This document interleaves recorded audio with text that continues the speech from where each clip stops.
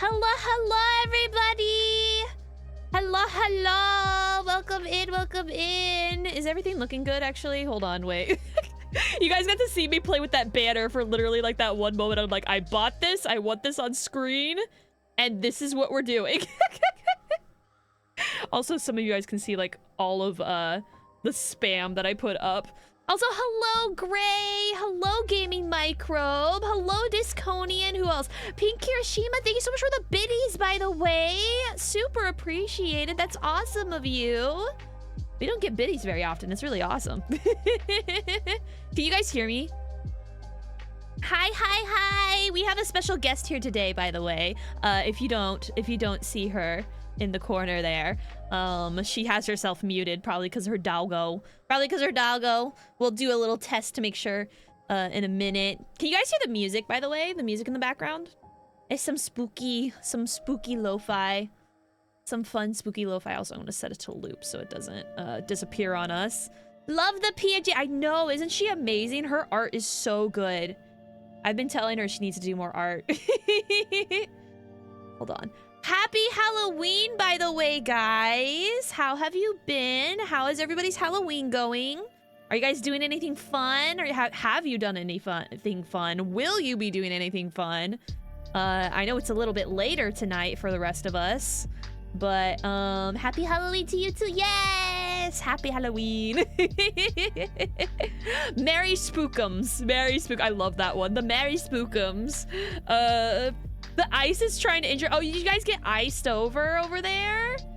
That's not actually, I was gonna say that's awesome. I'm in automatic streamer mode, guys. My brain is so dead. Especially after the earlier stream, like my brain is so dead. You're gonna have to bear with us as we're going through this as we're going through the cryptid list that was gently and so wisely procured by the hands of our one and only frog friend. So I missed the stream earlier. I know, I also forgot to put out an announcement for it to like halfway through anyways, so that's my bad. I am so sorry. I forget that it's not automatic. So I'm gonna have to set it up so that I can get that fixed at some point.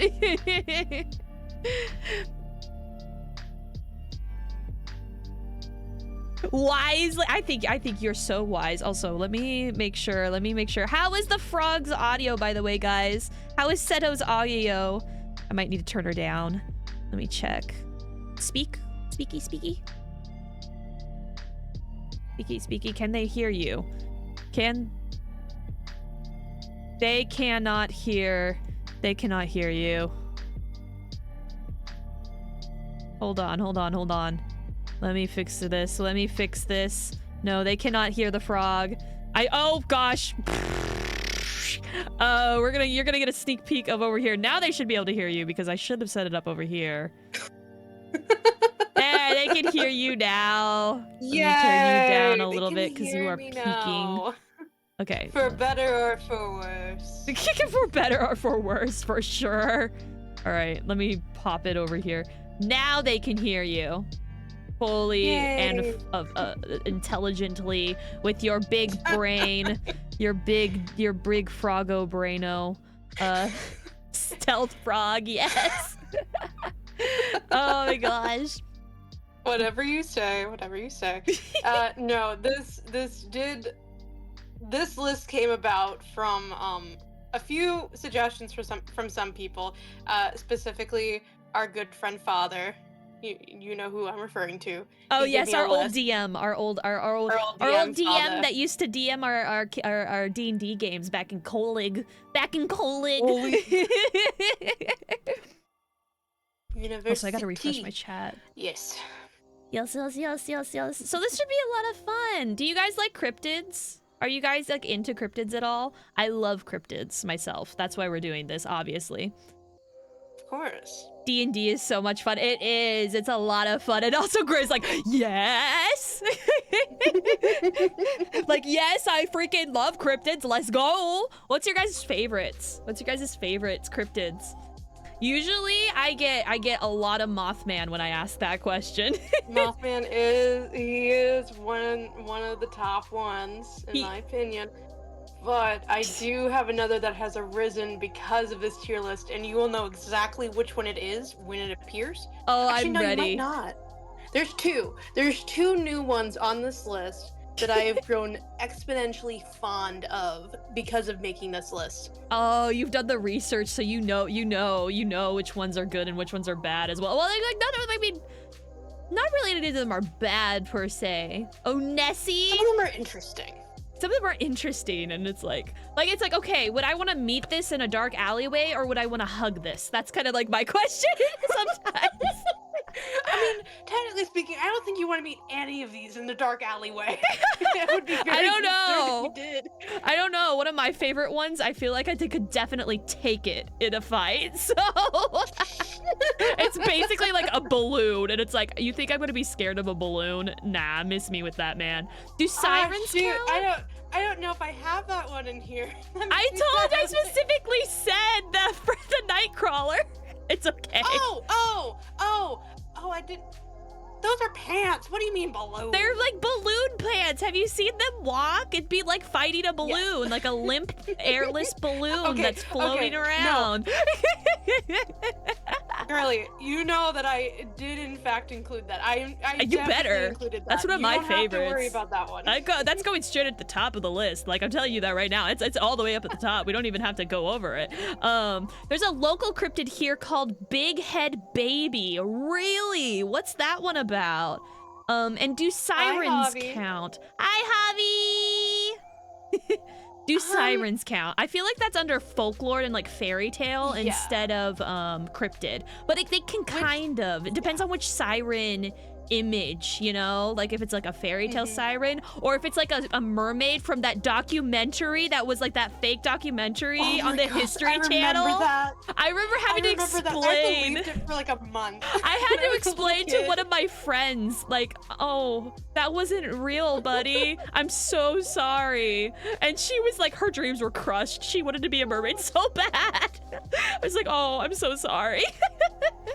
Like when I was little, because what it was that we didn't have the fun TV, as I called it. The fun TV. We didn't have the fun TV at my house, so we would get the fun TV at my aunt's house. And we went there, and everyone else was doing their thing, so I pulled up the TV, and I pulled up, I think it was the History Channel or something.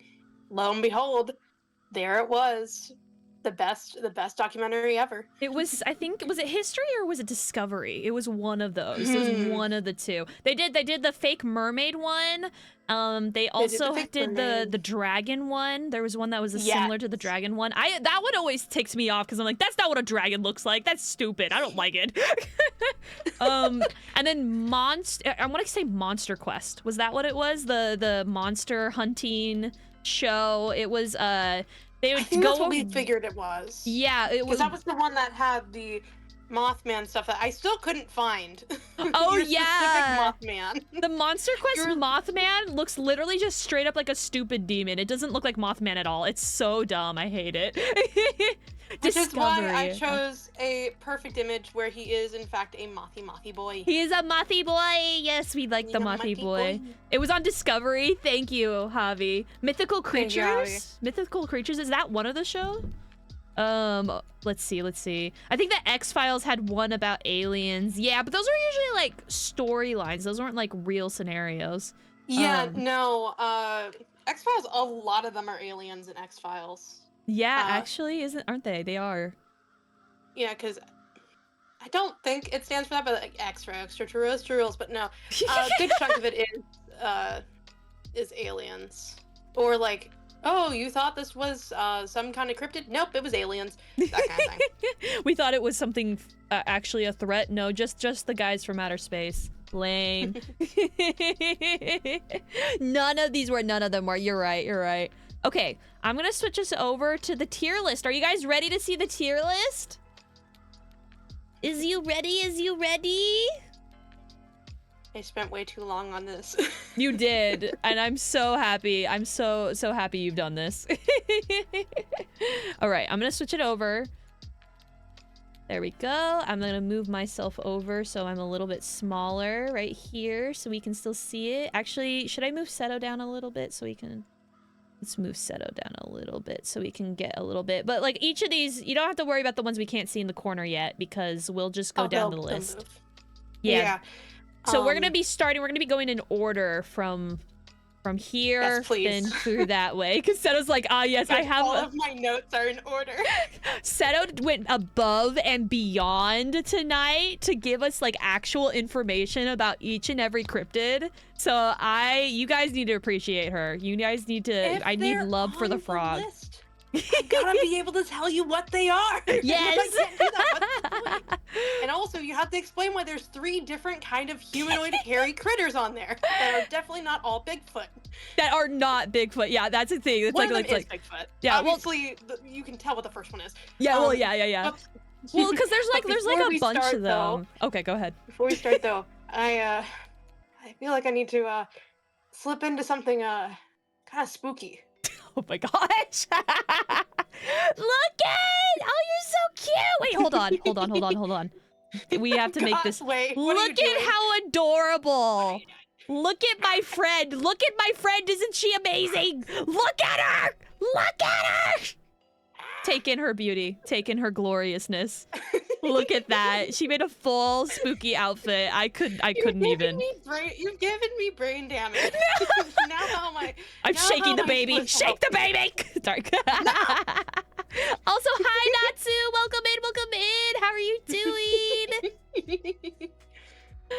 Oh my gosh, look at her little witchy hat and everything. It's so cute. I'm so happy. Which, again, the story behind this is I present Marki with 3 ideas. Her response, option 4, all 3. And I was like, why? So I had to find a way to combine all 3, which is patchwork, which kind of leaned more into the zombie Frankenstein territory, a witch, and then pumpkins. And she's like, all 3. Just do all of them. Just do a zombie witch that likes pumpkins. It's simple. It's easy. Or was it one of the vampire you suggested, like vampire teeth or something at some point? Yeah, but that mouths are requires me hard. opening my mouth, and I could not make the mouth work. So we were struggling with that. I spent like 15 minutes, and I was like, I give up. I have like 10 minutes before I have to meet up with her. I'm a sucker for fangs. I'm a sucker for fangs too. May or may not have fangs on the new model. Just saying. Ooh. Just saying. May or may not have little sharp toothies potentially. Perhaps. Teeth. Tooths. Toothies. What is it? Not cartilage? Teeth are not made out of cartilage. That would be scary. Imagine numbing people with cartilage. Sorry, that's horrific. Never mind. No. I don't like the idea of soft teeth. Oh my gosh. So, to go over, which I think Seto told me about these. You told me about these tiers earlier, but I am gonna read them out. So, should I go from top to bottom or bottom to top? Top to bottom. Okay. So, best of the best is top tier spooky boy. These are the spooky boys that are like classic. They are are we going with, actually let's decide this. Are we going with whether it's just our personal taste, whether we like them, or if they're like actually scary or not? Is that what we're trying to figure out? Well, I think that I think it's gonna be personal opinion. Okay. Because everyone's opinion is gonna be different, because everyone fears different things to begin with. That is true. But that is true. additionally, some of these are gonna be classics, and some of these are gonna be things you've never heard before. Yes. And yes. so, yes. Also, hello, Axel Bucket. Hi. And Wild Axo has appeared. He comes with your personal health reminder. Please do stretch, check your posture, hydrate, and eat, and take your meds. Absolutely, everybody. I highly recommend taking care of yourself. I have my 64-ounce bottle of water. I have ready my to 30. go. What is it? 32. I have a 32 Pros ounce must one stay that I use. hydrated. Yeah. Well, actually, yeah. To keep your skin nice and moist. Your skin nice and froggy moist. Moist frog. But welcome in, Axo. Nice to see you. Hello. I'm doing well. We are actually just starting our cryptid tier list. So, you want to take it away? Actually, wait, we didn't go through the top list. Hold on. Okay. Top tier. I'm done. Remember, I'm a little... We're going through it. And we got a newbie that just popped in, so welcome again. Welcome in. Also, Aqua, thank you so much for the sub. Hello, welcome in. Nice to see you. Javi, you're a genius. Will Seto also discuss how edible they are? You gave her an idea. Why have you done this? How would you cook each and every one of these creatures? Okay, I'm gonna go down the list. So best of the best, top tier spooky boy. So I'm gonna probably say that they're scary, they are huggable, or they're, you know what, it's just gonna be how I feel like. We're just gonna go with how they feel like it. Yeah, I'm trying to set lines, but I have a heart, and my heart is go with how your heart says. Hello, Aqua! Thank you so much for the subscription. How are you doing? That's such a cute emote. It is adorable, actually, yes. I worship chaos, and today it is frog. Oh no, the frog has taken over the duck stream. It is Froge today. Okay, first, number 1, top tier spooky boy. Second, pretty rad critter. So like they're rad, they're cool, but like you don't want to sit down and have tea with them or something like that. They're just they're chill. They're almost like an acquaintance. Well, actually, a little bit more than acquaintance. Because I feel like acquaintance would be basic but cool. It's a neat idea, but it's quite resonating, you know what I mean? Interesting, I guess, will probably be kind of similar, where it's like, what were they doing? But at the same time, I can't give it, what the heck is this? I feel like I'm not gonna give anything, what the heck is this? Oh no, you will. Are you sure? Oh, you will. Also, hello, Diablo. Welcome in. I would be so sad if you didn't. What if I just make all of them top tier spooky boy? Like, all of them. Everyone is the best. We love every one of them. I give myself the what the heck is this? Oh my gosh. Listen. We will not have our chat be in the what the heck is this category. No, everybody. You're at least interesting, I guess. You're at least interesting, I guess. Oh my gosh, Seto. I love you. No. All right. I'm sorry. I promise. You guys are at least you're pretty rad critters. Y'all are pretty rad critters. Some of y'all are even top tier spooky boys. Maybe some people might be top tier spooky boys. We'll have to see. I'm obviously a top tier as a werewolf myself. Ooh, werewolves. Oh, we have werewolves on here, right? We gotta have a wolf man, right? There is. I see one. I see him. And I love him so much because of the image. I know. Okay. Do we want to start off? Are you guys ready to start? Are you ready to start, Seto? Yes, I am. All right. Just give me the go ahead and I'll start reading from my 9 pages of documents. Oh my gosh, how long is this? I'm going to be ad-libbing a lot of this. Okay, good. Note for everyone, most of my information is just Wikipedia. Okay. I'm not going that in depth. I'm sorry. I don't have that much time on my hand. I work full time. You do work full time now. Heck yeah. 9 pages.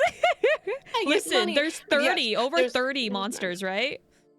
There's 36 or 37. Okay. Originally there was 40, and then I realized some of them fell too much into folklore. Okay. There is a couple where you could be like, oh, that might be folklore, but I'm like, yeah, they're I too see cool one to not. at least. Yeah. All right. Exciting. So starting off. Yes, let's start off. Bigfoot, also known as Sasquatch. He's one of the most recognizable and famous cryptids. Description-wise, a large, hairy humanoid creature that inhabits forests in North America, specifically the northwest of North America. One of the biggest incidents that happened is the Ape Canyon incident, as they dubbed it. Ape Canyon? Which happened in July of 1924, where a conflict between a group of gold prospectors and a group of ape men in the gorge near Mount St. Helens occurred, and the prospectors reported they encountered gorilla men near the remote cabin. One of the men indicated that he shot at one of the creatures with a rifle. Oh my gosh. That night they came under attack by the creatures. Oh my gosh, wait. I'd never heard of that one before. Oh, yeah. What the heck? I feel like I'm somewhat knowledgeable on the Bigfoot stuff. I've not heard that one. Yep. The men fled the area the following morning. Later, investigators found no evidence of the incident. So we're all talking about some moonshine, right? Like a little bit of moonshine out there with those prospectors, perhaps. Some gorilla brand, some gorilla strength moonshine. He attacked him. Also, yeah. I find it interesting that it wasn't just one Bigfoot. It was a bunch of gorilla men. Many. It was like a whole tribe. Big feet. And they had a cabin. They were in a cabin. No. Right? No. The prospectors were in the cabin. Okay, the prospectors were in the cabin. Where did they find the big feet? The big feeties. The big footies. So they saw them at the gorge where they were at Mount St. Helens, and they got attacked after one of the idiots shot at them. So that's why they got attacked and they fled. Needless to say, though, there's no evidence of the incident. So that was one of the major incidents, though. And that's like, so there's been records of like ape men in older civilization, older cultures have acknowledgement of it, but this specific incident was a big incident where the concept of ape men, big feet, Bigfoot started appearing. So 1920s. In the 1920s. I was gonna ask like when it was. So that's actually 1920s. It's 100 years ago, which is crazy. Oh yeah. That's, oh my gosh, it is almost exactly 100 years Yeah, ago. exactly 100 years ago from now. Also, Javi, big grippers, big grippy boy, big grippy boy. So Big grippy boy. I love Bigfoot. He is like definitely. I mean, he's the top boy. Like he's the king. Like if we as The biggest Godzilla boy. and King Kong are to the kaiju. Freaking Bigfoot is like the king of the cryptids, at least in most like thought processes. Like most people know about Bigfoot in one way or another, whether they know about cryptids or not. I remember being stopped in the airport. This actually really freaked me out because the security lady told me to step aside after I went through security at one point, and then she stopped me, told me to wait here. And then I'm like, oh no, am I in trouble? What did I do? What did I do? And then she brought her friend over. She's like, look at her sticker. Look at her sticker. Isn't it cute? And it was, I believe in Bigfoot. I had a big I believe in Bigfoot sticker on my backpack. And she's like, he has to see it. He had to see it. And I'm like, I am so glad I'm not in trouble. And I'm so glad we're bonding over Bigfoot. But oh my gosh, you gave me a heart attack. Imagine if you missed your flight. Imagine if I missed my flight. I always get like super early, so it would have been fine. But also, hello, Ray Goku, and also the Dead Bandit. Thank you so much for the follow. Welcome in. Welcome in. Welcome in. Welcome in. Okay, so is he going to be a top tier spooky boy? Classic? I feel like that it is starting off so strong. Also, head pass. Thank you. Also, I don't know why. Let me make sure my VPS react if he connected. is that special to you, I'm not gonna down you for putting you in top tier. I know, but I feel like it's so cliche. But you know what? I think I have but to. there's other. That's the thing, though. Like, if you do that, but then you put something later on the list that's also a classic up there, and you use classic as an excuse for it. Okay. I think he deserves. I think he deserves top tier spooky You think boy. I mean, he's the king. We can't disrespect him. Exactly. How could you disrespect? I could not. Can't disrespect the king. Okay, so I'm gonna put him up at top tier, but he's not number one. We'll do it in order, and we'll also we can move him around. We can move things around at the end. What we'll do is we'll stick with our choices for now, and then at the end, if we change our mind, we'll rearrange it and have a final list at the end. That's what we'll do. yeah, that's a good idea. That's a good idea. Ducky makes a good point. Of course I do. I'm so smart. I am the smartest. So we're to top tier, starting off super strong with the freaking Bigfoot. I told you, I'm gonna put everybody in top tier. This is a problem. I just love cryptids. Okay, you got me there. I probably too. I'm also gonna actively follow along and move mine around too. Okay. All right. So the next one is the Flatwoods Monster. It's also known as the Braxton County Monster, Phantom of Flatwoods, and my personal favorite, Bracky. Bracky. Okay, I feel like we need another. What we should have done was we should have gotten like pictures, bigger pictures for everyone that's to see. True. I mean, people Google it, but yeah. But it isn't hard to find these pictures, I promise. That is true. That is true. But so it's an extraterrestrial cryptid from West Virginia. So an alien. So it was first spotted in September of 1952 by 3 boys after seeing a pulsing red light cross the night sky. The boys described seeing a tall, man-like figure with a round red face surrounded by a pointed hood-like shape.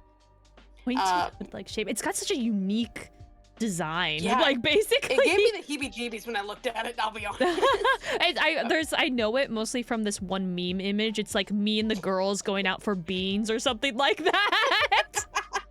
Going out at 3 a.m. for beans. Beans. But when they were asked for more specific information, they described it as 10 feet tall with the round blood red face, pointed hood around the face with eye-like orange green glowing shapes on the visage, along with a dark green or black body, and it moved in a gliding motion. And a gliding, oh that, man, that's yeah, scary. So like it's like hovering. That's a threat. It's a threat, and you can tell it's a threat because it came with a pungent mist that made them nauseous. Ooh. Oh, so it's did they describe the smell at all? Pungent. Just pungent, just pungent. Also, hello, glitching machine. Welcome in, welcome in. Hello. Also, hi, Gold. Hi, Gold. Yes. Also, I forgot how calming your voice is. That's so sweet of you, Rengoku. I appreciate it. Okay, is that it for what was it called again?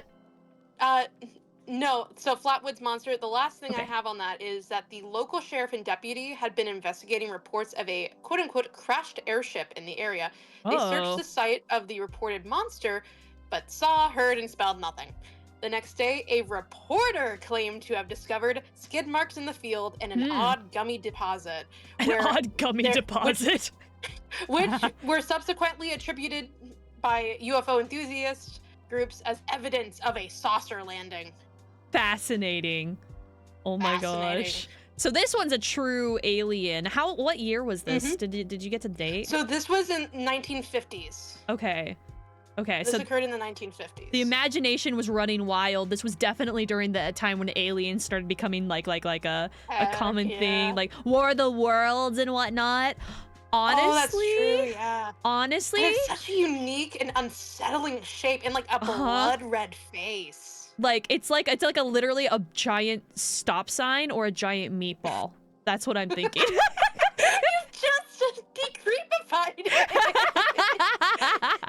Wait, have you seen Little Runmo? Little Runmo?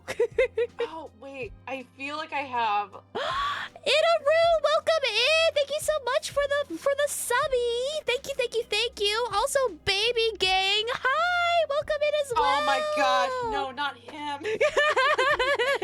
Not the meatball. How dare you? Yeah, the meatball was exactly man. What I thought of. Yeah, the meatball man from Little Runmo. I highly recommend looking up Little Runmo. If you guys love the Amazing Digital Circus, the creator made a short called Little Runmo years ago, and it's kind of like a Mario-based like platformer type style. It's so good, so good. Oh, it's so lovely. It's horrific. It's absolutely horrific. I promised you on TikTok. I'm so happy that you went through with your promise. I appreciate it a lot, Itaru. It was so sweet of you. What about a stop sign that's also a meatball? That's essentially what it is. The meat sign. Stop at the meat sign. Okay, I want to put this one at top tier, but mainly because it is so unique and so just like that shape and the thought of it. Like, I don't know. I really like this one a lot. And also aliens. I mean, come on. Like, aliens. Also aliens. And so first of all, it has a very recognizable shape to it, that spade-like shape of the hood. And again, like the color palette with it, sometimes the color palettes of these things are more earthy in nature, earth tones, but dark green or black with bright red, and then orange green glowing, what we assume is supposed to be eyes. Like eyeballs, yeah. And it glides. And it glides. Oh my gosh. There's like because I watched a lot of sci-fi. Yeah, like a hoverboard. Like you can imagine like somebody wearing a dress with a little hoverboard underneath, and it's just like ooh. It's just because you called my name cute. Aw, well. I appreciate it either way. Oh, sorry, that was me. Javi, you would be the segue man. Come on. You absolutely would be it. Children in 1952. What were you doing in 1952, man? I told you to put that time machine back. Okay, the only thing I can say is maybe there's too much going on with it. And it is basically only the one big sighting. Yeah, there's no other, like, not many other people have seen it again. And it's so unique. I love the design of it, but it's like almost cartoonishly over the top at the same time. So maybe for now, I'll put it at pretty rad, because I want to fill out our chart. So we'll put it at pretty rad, but it's gonna be at like the top of pretty rad, because I really like this one. I have a feeling I know what's gonna be top tier Spooky Boy. I don't know what's coming what you're up talking next. about. I have no idea what you're talking about. I wonder. What? So, would you like to introduce us to our next spooky boys? Our next spooky boys is something known as the Fresno Nightcrawler, also known as the Fresno Aliens, a cryptid from California, though there were some claims from Poland and Montana. Poland? Poland. Either they worded it wrong and they said they just meant like a Polish man was in California, but they said a man from Poland, so I'm assuming they mean in Poland. A man from Poland or in Poland? Man in Poland. I'm like, I'll take it. But specifically though, in Montana, there was at least one sighting in Montana. Or claimed sighting. But yes, it is a short creature, or is it a short creature? No, it's 1.5 meters. Not short, but it's a stubby creature in a way. The torso is short, with a thin white humanoid body, no arms, and long legs. Long legs. Long legs. Long man. You see. But yes, very long legs with what appears to be kind of like a webbing from the knee to torso and stilt-like feet. So that's why they look like big freaking pants. Because there's that webbing. Oh my gosh. Mushy! Mushy! Hello, hello! We're cooking up pants right now. We're cooking up pants. She's doing the legs, what's on the menu? Legs, what's on the menu? I know. Hello, my wife. Mushy. One of my wives, my first wife, my original wife. You actually, or my husband. Are you my husband now? We don't know. I like your voices. Thank you, Itaru. I appreciate that. Husbando, you can be my husbando. Mushi is my husbando, guys. Sorry, I'm taken. You've been taken by many an individual. You have many rings on those fingers. Shush. I am loyal. I am loyal, and I would never. To all of them. I would. Yes, to all of them. To my whole harem. My whole harem. This is a surprisingly calm stream. I know, considering what we're discussing. It's hilarious. Chill Halloween night discussing the spooky boys. Yeah, hanging out and doing the spookums. Yeah. So I'll explain the sighting though. So the first sighting of a Fresno Nightcrawler happened, unsurprisingly, in Fresno, California, by a man named Jose. Jose had a of course surveillance it's camera. Jose. Everyone in Fresno is named Jose. It's just Jose, California, basically at this point. Well, Jose had a surveillance camera watching his front lawn and looked at the camera when he heard his dog barking. After being woken up by the barking dogs, he observed the night crawlers in his front lawn through CCTV. He woke his brother up to rewatch the footage. Afterwards, his brother claimed to have seen small footprints outside. By the time investigators made it to the site, all evidence was washed away. After the initial sighting, the original CCTV footage was lost. The only remaining footage is a grainy video recorded from a monitor. Yep. So I freaking adore the Fresno Nightcrawler. There's absolutely, so I grew up around the Fresno area, so that's one of the main reasons why I love it so much. Like, I've got so much nostalgia from this creature, because the moment I found out there was a crypto from a place that I lived nearby when I was younger, I was like, oh my gosh. I have to get this. They gotta be up there. They gotta be. So, Fresno Nightwalk, because just from my nostalgia. Oh, you know what? I almost feel like it's wrong to put him above. No. This is your list. Okay, thank you. Your list, your night, your list. Okay. Also, Fresno is in fact scarier than the creature. I 100% agree. Fresno is terrifying. You do not want to go to Fresno. Oh, I'm like, I'm happy as far away from that place as possible. But it has the cool little pants boys, so. Yeah. They literally look like just a pair of pants. Like, I recommend looking up the Fresno Nightcrawler video if you guys can see it. It is the goofiest thing. It is so non-threatening. It looks like two pairs of like sweatpants tied to like Clown pants. Yeah, Clown clown pants on pants, big poofy clown pants tied to string being like walked across, and there's a big one and there's a little one. There's always like multiple of them. It's not just one usually. They do travel in herds. They travel in herds. The pants go in pairs. What? Anyway. Okay. Well, we got your boys. We got the board, boys.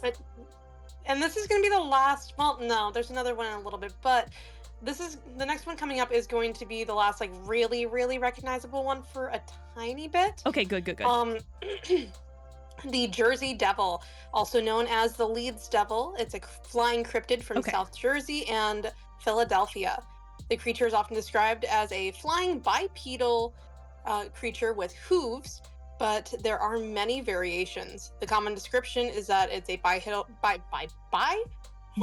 It's bi. bipedal, Amazing. however you want to say that. It's a kangaroo-like or what the freaking dragon? The wyvern? Worm. Wyvern. Okay. Worm or it's wyvern? A creature. Wyvern is what with it a horse is. or goat-like head, leathery bat-like wings, horns, small arms with clawed hands, legs with cloved hooves, and a forked or pointed tail. Jeez Louise, that is like a classic like demon description, basically. Oh, yeah. Like, That's why it's called the devil. Full out with this. It's cute when a town totally acknowledges and celebrates their local cryptid. Yes. Yes, there's a lot of those on this list, honestly. Yeah, I mean, that's what cryptids are. Like, cryptids, like, I know that there's gonna be some from, like, different countries on this list as well, but cryptids definitely feel like American folklore. A lot of them are, like, more modern and American folklore than most of the others. That's why that's why when you go to the UK, their folklore starts bridging into like more of the fairy tales because it's been around a lot longer. So from what I remember, the Jersey Devil was because someone has never seen the fox bat before. Oh, interesting. Oh, that would make sense a little bit. Yeah, that'd make a lot of it. But they probably combined a couple different things with it. I will note that it is reported to move quickly and is often described as emitting a high-pitched, blood-curdling scream. So yeah, like a bat. That would make sense. That's crazy. I can go into like the folklore behind it, but I am not super familiar with the Jersey Devil. Okay, that is like so one of the ones that I do not know very much about. So go ahead. Really ominous. So warning on that. So according to popular folklore, the Jersey Devil originated when a Pine Barrens resident named Deborah Leeds, known as Mother Leeds, with her. It started with her. The legend states that Mother Leeds had 12 kids, and after discovering she was pregnant with her 13th child, oh boy, cursed the child in frustration, declaring the child would be the devil. In 1735, Mother Leeds had the child on a stormy night. The 13th child was born normally. However, it transformed into a creature with hooves, a goat's head, bat wings, and a forked tail. Growling and screaming, the child beat everyone in the room with its tail before flying up the chimney and heading into the pines. Wow, is that it? That is the story. Wow. Mom's there like, are some iterations where Mother Leeds is actually like a witch, but I mean, that would make sense. One of the most popular ones is that she's just a mother that has 13 children, and the 13th is just unlucky. Yeah, the 13th. Really unlucky. Really, really unlucky. I'm like, man. That would, so this one's almost more like a folklore type creature as well. It combines. It's a very like, it's a very fantasy, like, again, it's the Jersey Devil. Well, this is where it leads into being more cryptid. Is there are many sightings or presumed sightings over the centuries of it. Interesting. Specifically in 1909, a quote-unquote attack from the Jersey Devil led to a widespread coverage and a reward. Like, they were wanting a reward for it, which prompted many hoaxes, including a legit kangaroo with fake claws and bat wings being submitted. What the heck, man? Literal freaking kangaroo. Poor kangaroo, man. That poor kangaroo. So, but it became a cryptid because it was like people were claiming they were seeing it and whatnot over the centuries. Yeah, and I feel like that's really what makes it a cryptid is like the sightings of it. Like, and how recent. Gray really finds this funny. Kangaroo was cosplay. Cosplay. No. Gray. Oh my gosh. Cosplay kangaroo. Okay, just for that. Okay, I'm gonna say it's not. It's a little bit basic because it is just like a demon story, basically. Like it feels like something from like Rumpelstiltskin, like that kind of vibe. You know what I mean? Yeah. Especially with like the cursed baby and then coming. Though it does beat like everyone else with its tail, and it's just like, pow! I'm out of here. See you later, mother. This is your fault. Oh my gosh. Yeah. So we'll put it in the basic category for me. Personally, I don't know very much about it other than what we've learned here, so. I mean, it is on the other side of the country for you. That is true. That is true. That is true. A lot of these are actually. There's a good chunk that are on the eastern coast, which makes sense considering a lot of these came about during the founding of America. There's a good chunk of these that are in that area for that reason. Yeah. Such as the next one. Okay. The Beast of Bladenboro. The Beast of Bladenboro. It's a wild cat-like cryptid from North Carolina blamed for a string of animal, specifically, unfortunately, dog deaths during the winter of 1953 to 1954. I will not go into detail, but the deaths were very odd. Doesn't make sense for a regular wild animal to do this, especially considering it didn't really eat them. It left the bodies. So I know you're not going to go into detail, but are we talking like a vampire, or are we talking about just pieces scattered everywhere? So only the jaws ripped off? Really? Jaw ripped off was a big one. There were some bodies mutilated. I'll specify just bodies mutilated, but jaw specifically in a couple of the instances were ripped off. Really? So it must go after like the Gray, mouth. You don't want the cat to come near you. Here, kitty, kitty, kitty, kitty. Pss, pss, pss. The way this leans a little bit into the cryptid territory is that people claim to see it. A local paper at the time detailed a description as it was about 20 inches high. It had a long tail and about 14 inches long. The color of it was dark. It had a face exactly like a cat, only... Oh, this is the guy saying it. Only they hadn't seen a cat that big. It was walking around stealthy and sneaky. A few locals claimed to have also heard a strange noise like a crying baby as it made its way through the underbrush. Oh, that's literally just a mountain lion, though. Like, actually, probably. That is literally so it's like probably just a mountain lion, but they were like, oh, it's dark in color, it's huge. Yeah. It mutilates only the dogs and certain other animals.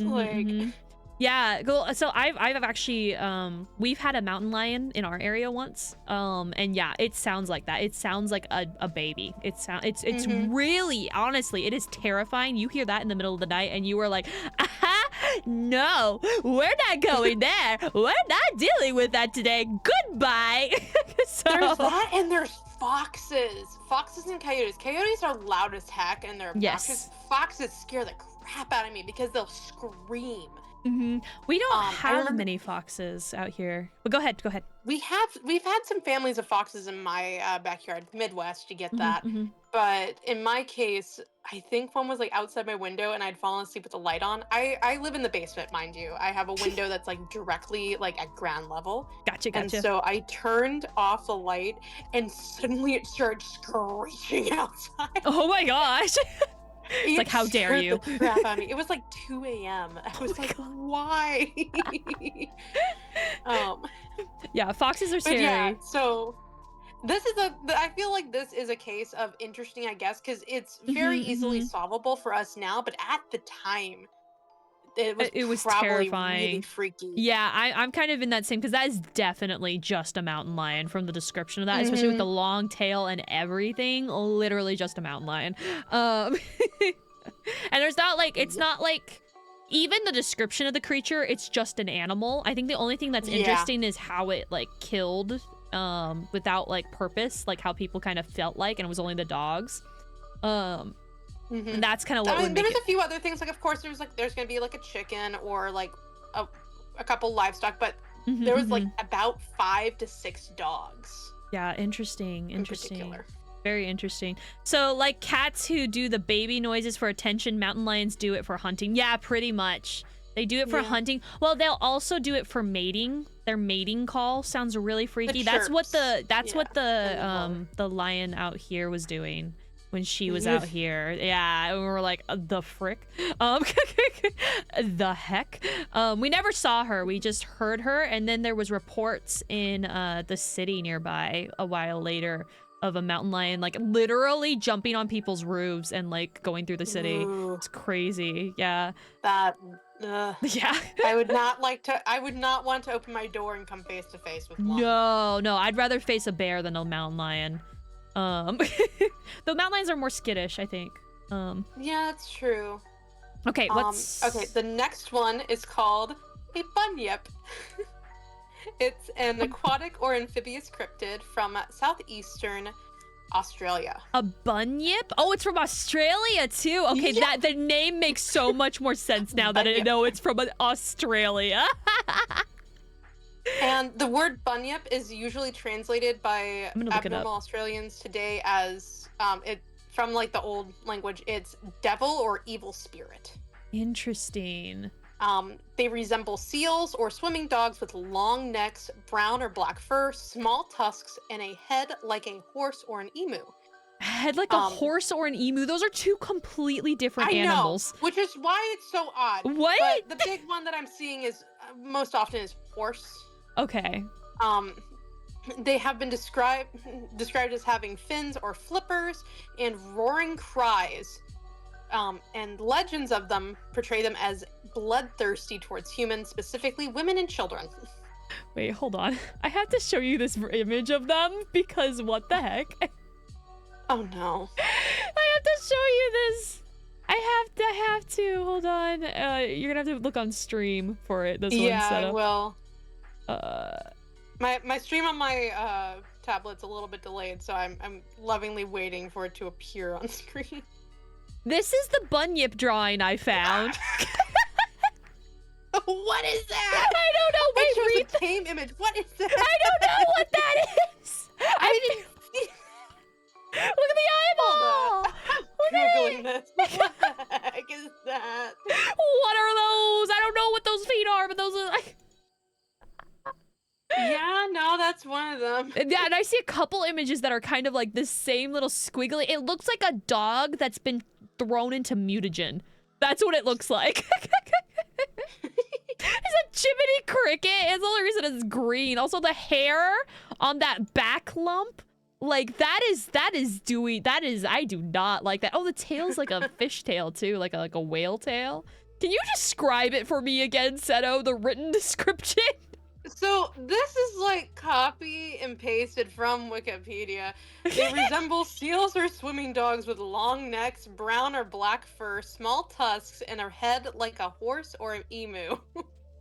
They've been described as having fins or flippers and roaring cries. Wow. So they're like a sea lion, basically, is what it sounds like. Or like a walrus? Assuming... Like a small walrus type creature? I'm gonna check something to make sure I didn't accidentally like type something weird, and that's why we have emu in there. I'm pretty sure it's. I mean, it's Australia, emu. That would make sense. It looks like a Dr. Seuss drawing after someone put it in the washer. Yeah, it really doesn't look so sad. It looked so like scraggly. It had pretty lashes. It had beautiful lashes. That's so weird. Okay, so there's a couple. I didn't realize that there's another description. Okay, so I was basing this on the 1812. So there's multiple. That makes sense because when you look it up, there's like a ton of different designs and oh my gosh. Wait, what's that phobia of like old park creature or like animatronics? That animatronic phobia? I don't know. Well, warning if you have that, just a heads up. Warning if you have that, because this is another bunyip image and I'm just dying. I'm just dying. Look at this thing. Phonophobia. I can't say that word. Hello. I can't read. Some mechanophobia. That's what it is. Look at him. So what it looks like though is that was the. As you can tell, I didn't go too crazy deep. Oh yeah, no, you're fine. This was So this description, the image that you showed that was really Weird. wacky was The from Seussian looking one. 1935. 1935. Okay, so that's Yeah, the and the old original one. one was from 1918, which is why I went with the old one. Okay, the oldest So one. yeah, it started to vary after that, Is from this what I your can tell. cousin Seto? Excuse you. I think Jared is a lot more attractive. Comes up later. My cousin comes up later. Oh goody, I'm excited for that. I think this is the first one I'm gonna go in. What the heck is this? Because it cannot get its it can't get its design together. Yeah. It can't get. I'm gonna read straight from the Wikipedia. Okay. Because this is another. So it's people are much dreaded by them. It inhabits the Murray, which is a kind of river, but they have some difficulty describing it. Its most usual form is said to be that of an enormous starfish. An enormous starfish? So is it like a shapeshifter? What is happening? I don't know. But no, like, I don't know what's happening here. The descriptions most commonly fit into two categories. 60% of sightings resemble seals or swimming dogs. 20% of sightings resemble these long-necked creatures with small heads and are ambiguous in appearance. But yeah, so most of the time, so yeah, I skimmed over it because that's a very small category. And it's an interesting one, and I should have. By the way, they are also egg laying. They're also egg laying, apparently. They lay eggs. Perfect. Also, I have to share. This is another one with like the scraggly dog-looking thing. Like, I love this thing. This thing is horrific. This is like something that comes out of a Salvador Dali painting. That's the one. That's the 1935. Illustration made by so weird. Gerald Markham. Yeah. Gerald Markham Lewis. I feel like if anything fits in the what the heck is this, that this one fits in the what the heck is this category. I wish I chose the other image now. You are totally fine. Well, we're gonna go back to a classic though now with the Dover Demon. Wait, that's how evolution happened, basically? It looks like evolution's mistake. It's like it came straight out of the life-sustaining goo, just looking like that and never changed. No. Or was it the Cretacean period? It tried to go back in the goo. It tried to go, it like was partially de-evolving. Maybe that's what was happening. Okay, go ahead. Okay, so the next one is the Dover Demon. It's a creature sighted in April of 1977 in, unsurprisingly, Dover, Massachusetts. Three teens, all at separate times, it was throughout like a couple days, saw a creature about 4 feet tall with glowing orange eyes, no nose or mouth, in a watermelon-shaped head. A watermelon-shaped head? Yep. The head is weird.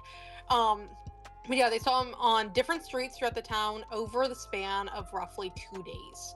They each drew their own sketches of the creature, and one of them included the note, "I, Billy Bartlett, swear on a stack of Bibles that I saw this creature." Wow.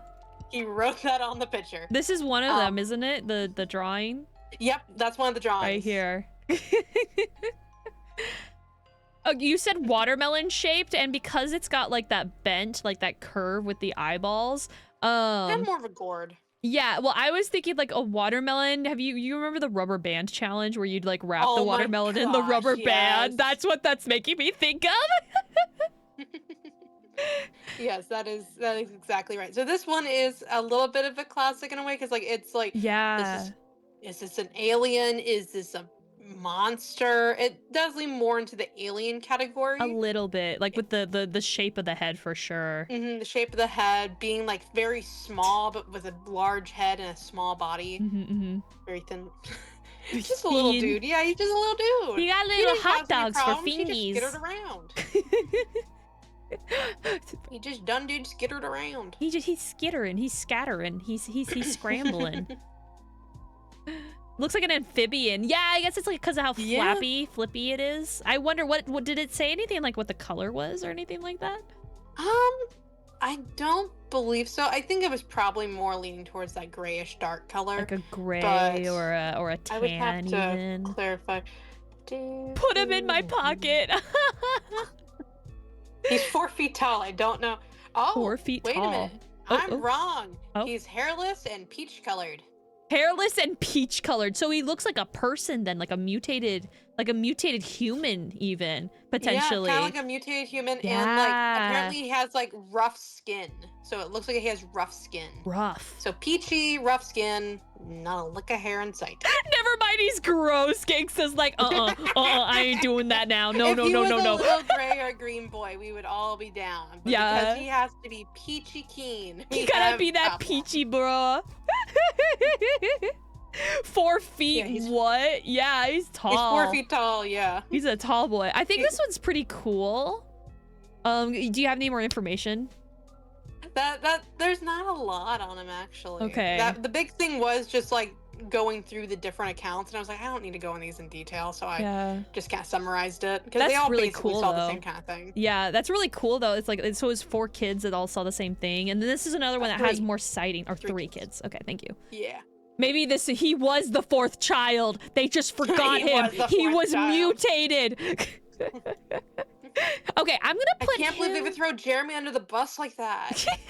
I'm gonna put him in either basic but cool or interesting. I think I'm gonna put him in basic but cool. I mean, like, he is a little bit unique compared to some of these. Yeah, I like the more he has alien. multiple sightings, and you don't really see a lot of peach-colored aliens. I'll be blunt. That is true. That's what makes him freaky. I'm gonna put him in basic but cool, and I'm gonna put him above the Jersey Devil just for my preference. That's how I'm gonna do for that one.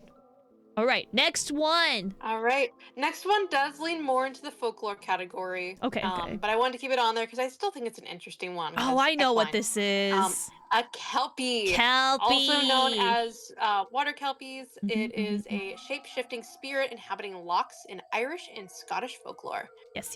It is usually described as a solitary black, gray, or white horse-like creature with reverse hooves. Able to adopt human form, and it preys on any human it encounters. They inhabit lochs, streams, and bodies of water. Even when in human form, they can have They can be distinguished by water reeds in their hair and occasionally hooves for feet. Traditionally, their human forms are male, but there are instances of female. I see. Female kelpies. That makes so much sense though, with like with horse girls. Like, women like horses. We gotta say it. Women like horses, therefore beautiful horse marsh man. Listen.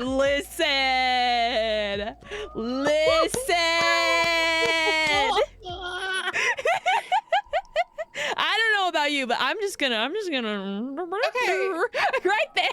Great. I said occasionally hooves for feet. They have like the horse hooves as their feet instead of regular human feet. Oh, Gray got ads. No. Oh Gray. no. It's okay. Don't worry about it. The ad will roll.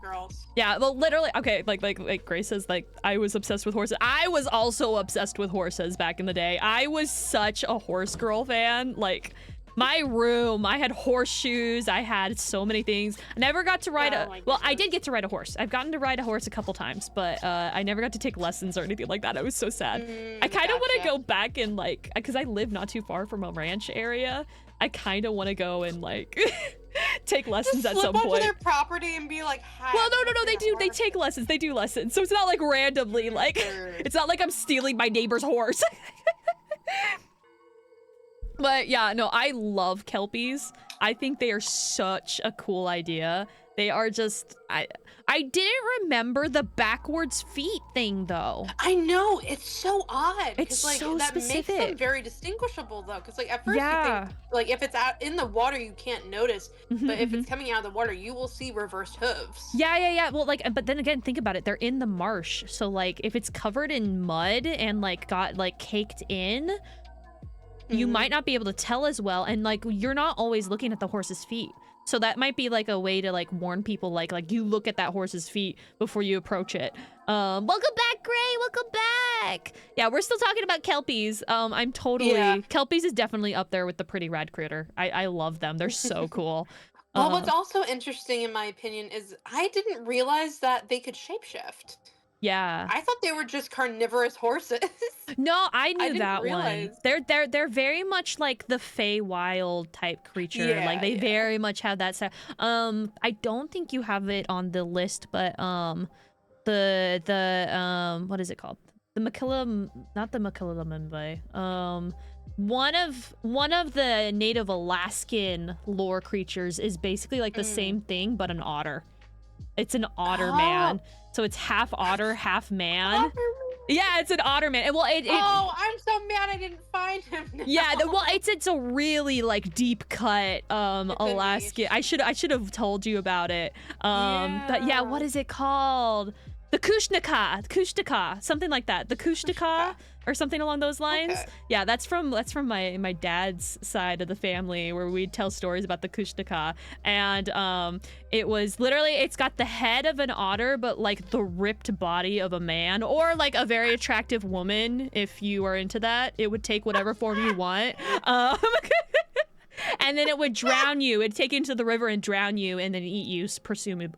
Furries but deadly. Furries but deadly, basically. Oh, but the art of it is like amazing. It's like somewhere in between a silky, a kelpie. Like they're all kind of like the same creature. Sirens. Yeah. They're all the same thing. Yeah. That's actually an interesting storyline. Like if you just actually loop all of those creatures in, like they're actually the same type of creature, just with variants of it, you know? That would be an depending interesting. on the location, yeah, depending on the location, depending on the prey that they're specifically going after. Anyway, shapeshifters, fascinating creatures. All right. Speaking of fascinating creatures, What is this, Seto? Kapalobo. Say This it is a again. Kapalobo. A kappa logo with a K? Okay, it might be Capilobo, but I'm saying Spell it Kapalobo. out. Capelobo. Caplaobo. I got food. I just got. Oh, there he is. Wait, did you say cat?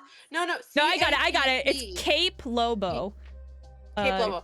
Okay, so Cape Lobo. Cape Anyways, Lobo. it's a Brazilian vampiric creature with two forms, an animal form and a humanoid form. It's Brazilian? Yes, this is the Brazilian vampiric creature. So the creature's animal form normally resembles a tapir, which is that kind of like a pig-like creature. A tapir is from actually Brazil. an anteater. Oh, okay, that makes more sense. With dog-like attributes. Yeah. The humanoid form has the head of a giant anteater, a hairy human body, and round bottle-shaped legs. So like they have like the more like animalistic legs rather than Animalistic. So, welcome, Gold. What? I don't even know if he's still here, but oh my gosh. It's basically like this is Gold's furry form. Let's just pull it up. Like witness. On where am I? There we are. I should have put his hat on. Oh my gosh, that would have been hilarious. It's Gold's furry form. Witness him. I know, there's so many like sexy pictures of this creature.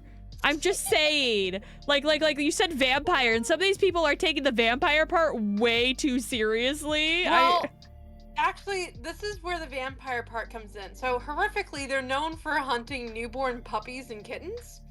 What? Okay, it's so evil. As it will kill humans by squeezing them, drinking their blood, and eating their brains when possible.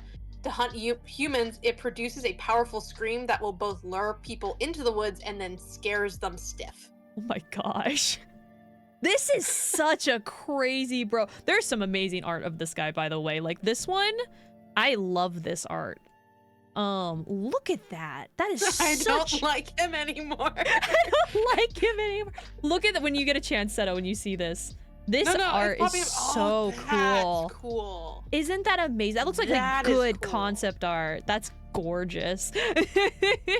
Moss.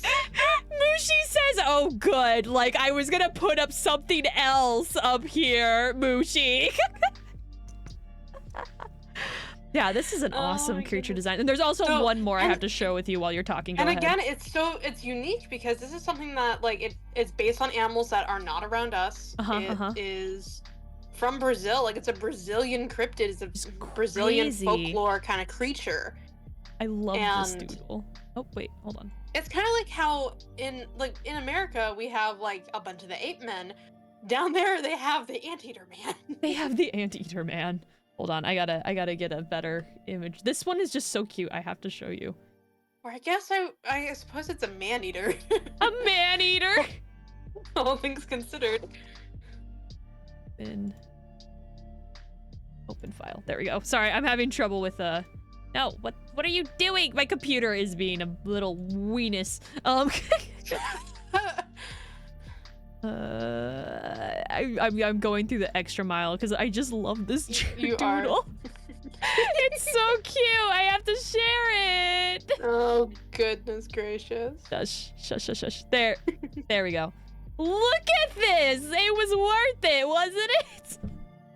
We'll find out when it pops up on my Look screen. at this little guy. He's just a little guy. Oh my god. I would let him hug me and squeeze me to death. Graces, Gray? Uh-huh. Is he back in your good graces? Merp. He's so derpy. He's such a derpy little... I would let this thing hug me, squeeze me, and eat my brains. I would absolutely let it. He probably gives the best hugs. And he'd be That's so right. fluffy. I'd just be enveloped in the fluff, and then we'd be fine. I'd suffocate in the fluff, and we'd be good. Yeah, and he'll take care of our last brain cells. We have Exactly. at least one.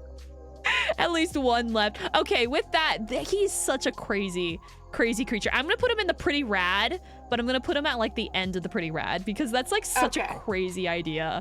Like, and that goofy picture, all of the pictures of this guy, he looks ridiculous. He can keep me warm. Yes. I chose the best version of him, the Yeti. The Yeti. I specifically chose the one from Rudolph the Red-Nosed Oh my gosh, I don't Reindeer. even need to pull up an image of the Yeti. We all know what the Yeti is here, right? Yeah. Yep. So also known as the Abominable Snowman The from the Abominable Himalayan Snowman. mountain range in Asia. Welcome Yeti to the is often described Himalayas. as being welcome to the Himalayas. The Himalayas. Snow cone? But yes, so the Yeti is often described as being a large bipedal ape-like creature that is covered with brown, gray, or white hair, and it is sometimes depicted as having large, sharp teeth. The term abominable snowman was coined from a 1921 record of a British military man when he was leading a recon expedition to Mount Everest and discovered odd footprints, to which the guides claimed the tracks belonged to the wild man of the snows. Wow. The wild man of the snows. How majestic sounding. Yes. So he is you know how in Pokemon when you have like a region where you have like a the type Kanto shift? region? That's this with Bigfoot. It's the Alolan Bigfoot. Yes, that's it's the Alolan Bigfoot. like Bigfoot, the Yeti, the skunk ape, and there's a couple others that are all basically they're all the same creature, and there's so many stories. I would even put like our anteater dude kind of in that same kind of category. Some have variation. That's why I was mentioning like we have like a lot of the more ape-like. Yeah. Funny enough, like have more up north, and then more down south, a little bit more variation, which is kind of nice. Silapse, hello! Thank you so much for the raid. Welcome in. Hey. You what? Hi, Silapse. Hi, Silapse. How was your stream? What were you doing? Also, what was I gonna say? I forgot what I was gonna say. What were you going to say? I don't remember. All I was gonna say is that Yeti is just a recolor of our lovely Sasquatch boy. So I'm putting him down here just because he's a recolor. He's a recolor. He's basic. And he has a slightly different fashion choice in the way of. Why did you put him in with what the heck is this? Well, he's not in the what the heck it is. I guess we'll put interesting, I guess. How about that? How about that? We'll put him there. Interesting. Okay. The what the heck is there for a reason. Interesting is more so because just like I don't think that there's any cryptids that are bad. There's interesting ones. They're unique in their own ways, but sometimes they're a little bit.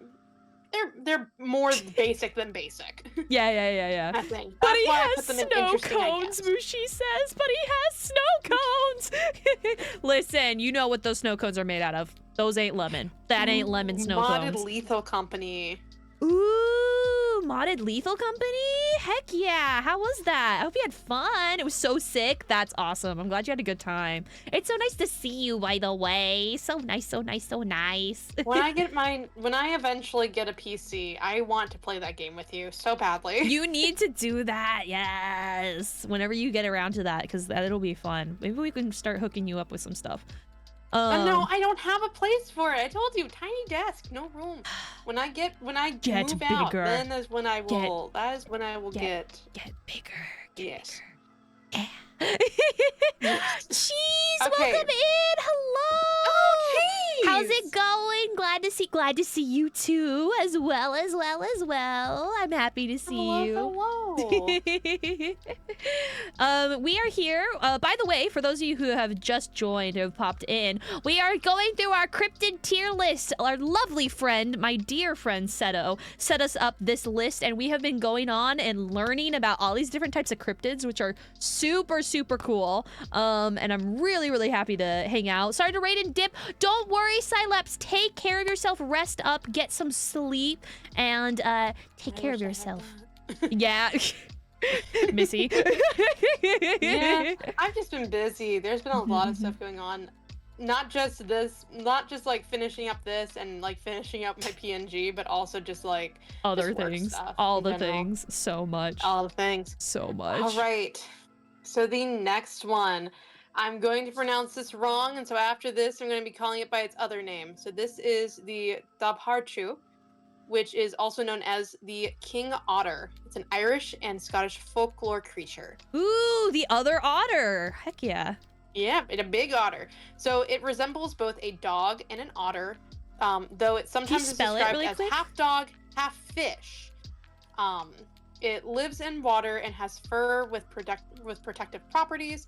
It is as large as 10 feet to 15 feet with white fur, big black ears, and a black cross shape on its back. Can you spell it for me really quick? D-O-B. Oh, I heard a P. So D-O-B. Yeah, D-O-B. Okay. H-A-R dash C-H-U with a little tiny tick over the top. I got you. So, man, this thing's freaky. Like, otters are already horrific. Oh, I like this one. Yeah, so it's big.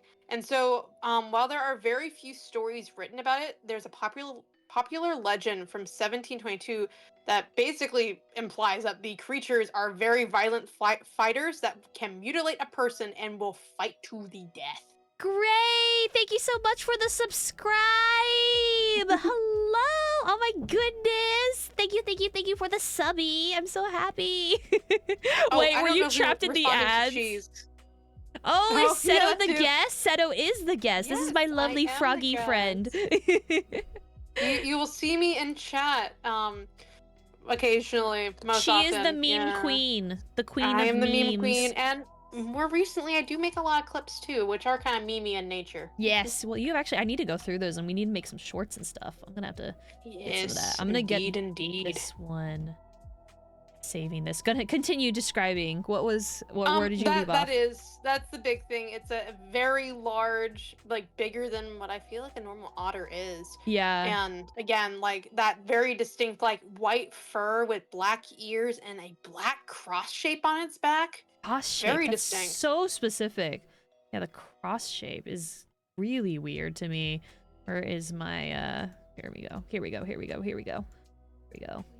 Put in. Here we go. And this also gives us like a little bit of a human reference. This is a cool art of it. I like this one. This is a freaky creature, by the way. Super freaky. Like that's what a dog and an otter would look like though combined. Like that thing is it needs more muscles actually. Honestly, they made it look a little bit sickly, but scary boy, so scary. Scary boy. I don't know. I don't know what I'm feeling about this one. This one's like, it's got a cool cross, but it's kind of just like another animal kind of feel to me. So, Mr. Otterton. No. This is not Zootopia. No. Oh my gosh. Wait, it does kind of look like Mr. Otterton. No. Kind of, Just a little bit. It's kind of an animal. It's got like the cross shape is really unique. I think I'm gonna put it like in between basic but cool, in between the Jersey Devil, or maybe I'll put it under the Jersey Devil. Just because it's well, either you can do it at the end of basic but cool, or you can put it at the beginning of interesting, I guess. Interesting, I guess. I think I'll put it at the beginning of interesting, I guess. We guess. I guess. And I want to put it at the end of basic basic but cool, because it's got like that cross shape, and like I like the idea of the otter, because otters are horrific creatures. Like they are so scary. They're violent, yeah. They're for being small, they are efficient hunters. Yeah, like this could just be literally, this creature could literally just be a really big sea otter. Honestly, and they are aggressive as heck. Actually, which one are bigger, the sea otters or the river otters? Do we know? The river otters might be the scarier ones. Trying to remember. I don't actually know that much about otters. Mushi might. Mushi, let us know if you know anything. Mushi might. I don't think it's considered. Yeah, considering Mushi might be. A platypus, you say? Otter the platypus. No. An otter. Mr. Otterton! Mr. Otterton! Add glasses. Add glasses. Yep, that's exactly it. All right, next one. Okay, next one. We had Kelpie. Now we got Selkie. So it's a. Yep. I love them so much, and they're just so tragic. So again, guys, there's gonna be a couple that are more folklore in nature. This is one of them, which is it's a shape-shifting creature with Celtic and Norse origins. And Selkies are creatures that can shapeshift between seal and human forms by removing or putting on their seal skin. They live as seals in the sea, but shed their skin to become human on land. They can be helpful and kind to humans, but are also dangerous and vengeful. And you'll see why, because a tragic aspect of their lore is that Selkies can be tricked into marrying humans when someone steals and hides their seal skin. And it prevents them from returning to the sea, and it traps them in unhappy relationships while they wait for a chance to escape. Yeah, and that chance to escape might be your death if you trap them in Exactly.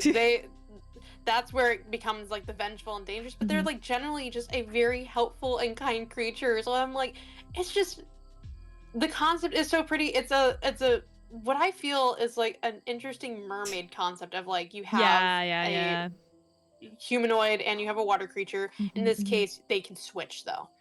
Yeah, like this feels like the classic mermaid story to me. Like that's what Silkies have always felt like. Like my story with my friend and I that we're writing, our mermaids are kind of, we've got a little bit of the Silky lore based on them, a little bit. They've got similar kind of attributes and a few things here and there. So I adore Silkies. They're so pretty. They're not really a cryptid though. At least in my opinion.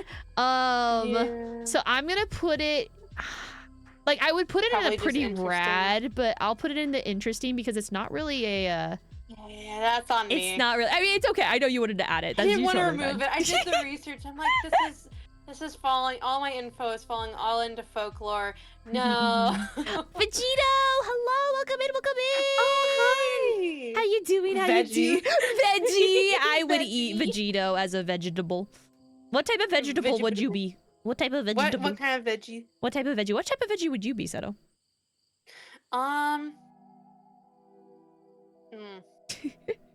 Spinach.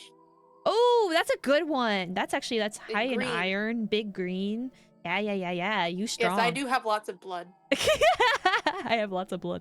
I think I'd be a carrot if I was gonna be a vegetable. Orange. Carrot. Carrot. Good for the eyeballs. Yes, you're good for the eyes. We enjoy observing. We enjoy observing. They're also bad for the eyes if you stick them in it. Okay, I'm sorry, Marki, but carrots and jam don't go good together, I promise. Uh-huh. Okay, I see our next boy. Yes, our next boy, Mothman. Mothman. So Mothman is a humanoid cryptid from West Virginia folklore, and it's reportedly seen in 1966 and 1967. Like that's the big when they first saw it. 66 to 67. So similar to Bigfoot, Mothman is one of the most recognizable cryptids in the U.S. The story starts with two couples. They're actually, I believe, they were at like one of those couple outlook kind of places. And they reported a large black creature with glowing red eyes standing near the road 7 feet tall with white wings. And it flew after them until they reached city limits. Like they were driving and it flew after them. Interesting. And then more sightings occurred after local newspapers covered the incident. I wonder why. Yeah. There were additional sightings at the collapse of the Silver Bridge and subsequent death of 46 people in 1967. Right, I remember that. So they claim that they could see it like during that event. Nowadays, we mentioned this earlier about the different locations that will like hold festivals and events for the cryptids. There was a 12-foot tall metal statue created by, of all people, Bob Roach. A lovely His statue. name is Bob Roach. Yes, the perfect statue. Yep, at Point Pleasant. Put that there. Just gonna put that right there.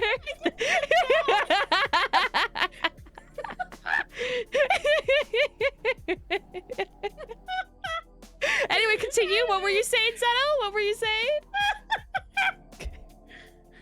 Anyway, so Point Pleasant is the place where Mothman was sighted. So they put the statue there, and there's a festival dedicated to the cryptid that receives an estimated 10 to 12,000 people each year. 10 to 12,000. Yes, there's so many people. Tons of people go to this thing. There's a YouTuber I watched. So she goes to different events, and she went to the Mothman festival, and it was really fun getting to see that. But yeah, he's just our big boy. And so there are variations. Again, the original version describes him as having like white wings, but very common we see him with gray or black wings. It doesn't really make sense with the white wings. I don't know. Very interesting.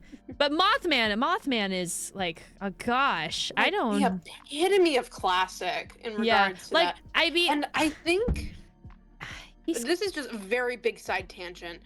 I can't remember what SCP it is, but there's an SCP that explains the existence of Mothman. Oh, and really? the idea is that this SCP, the more people think about it and what they believe it is, it becomes. And so over time, it would shift and change with people's perception. And eventually, to keep it safe, to keep people safe, because it became violent when people thought it was violent, to keep it safe, the SCP Foundation would push the concept of this is Mothman. This is Mothman. He's an elusive creature. You never see him. You only get glimpses. Just big man that is Moth. That's such a creative idea. Mothman exists. That's so crazy. I love that. I love SCP stuff. It's so good. Oh yeah, of course the red eyes. Of course the red eyes. I'm gonna go. All right, Vegito, thank you for stopping by. Have a good night. Mothman is classic. I'm gonna put him above Bigfoot. I think. Heck yeah. I'm gonna put Mothman above Bigfoot because he is the king, but we can't put him above the Fresno Nightcrawlers because I'm sorry. I'm sorry. The Fresno Nightcrawlers are king in my heart. So this is another one recommended by our lovely mutual friend, our father. This is the Nargun. It's a half rock, half human creature from Australian legend. Is it with a K or is it a G? How do you spell it? Nargun. Nargun. Now, note, when you look it up, you're gonna have instances of just like, oh, it's a rock person, so let's make it a hot woman. I do see that. Yeah, and so I'm looking at that, I'm like, what the heck is this? What the heck is this? The better version is the other one, which I have as a picture. Because the beast is described as being entirely rock except for its hands, arms, and chest. Interesting. So it has human pecs, essentially. It's just a rock with pecs and an arm. Yep. It was It's described as being fierce and violent, dragging unsuspecting travelers into its den, which are caves. The creature was impervious to weapons, and those that attacked it would most likely get hurt themselves instead, because the weapons would bounce off.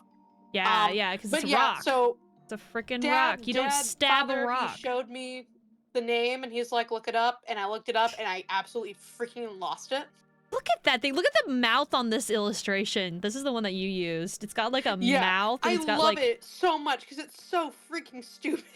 There's another one I saw. Let me see if I can find it again. This one. This one's actually kind of cool. Let me save this one really quick. But continue. But no, that's the big. That's it. That's like, pretty much it. What it is. It is the funniest freaking thing I've ever heard of. Is it like, what is it? What's the lore behind? So like people just. So it was like this one. And it's for mostly Nargan. was more related to, I believe it was like different tribes of people. Interesting. So Where was it like, from again? Australia. Australia. Okay, I thought it was Australia. That would make sense. So like the Rocky Caverns and whatnot in that kind of area, and so like people go missing. Oh, people go missing in the rocks, and this is how they explained it. Rocks with hands and pecs because they just wanted to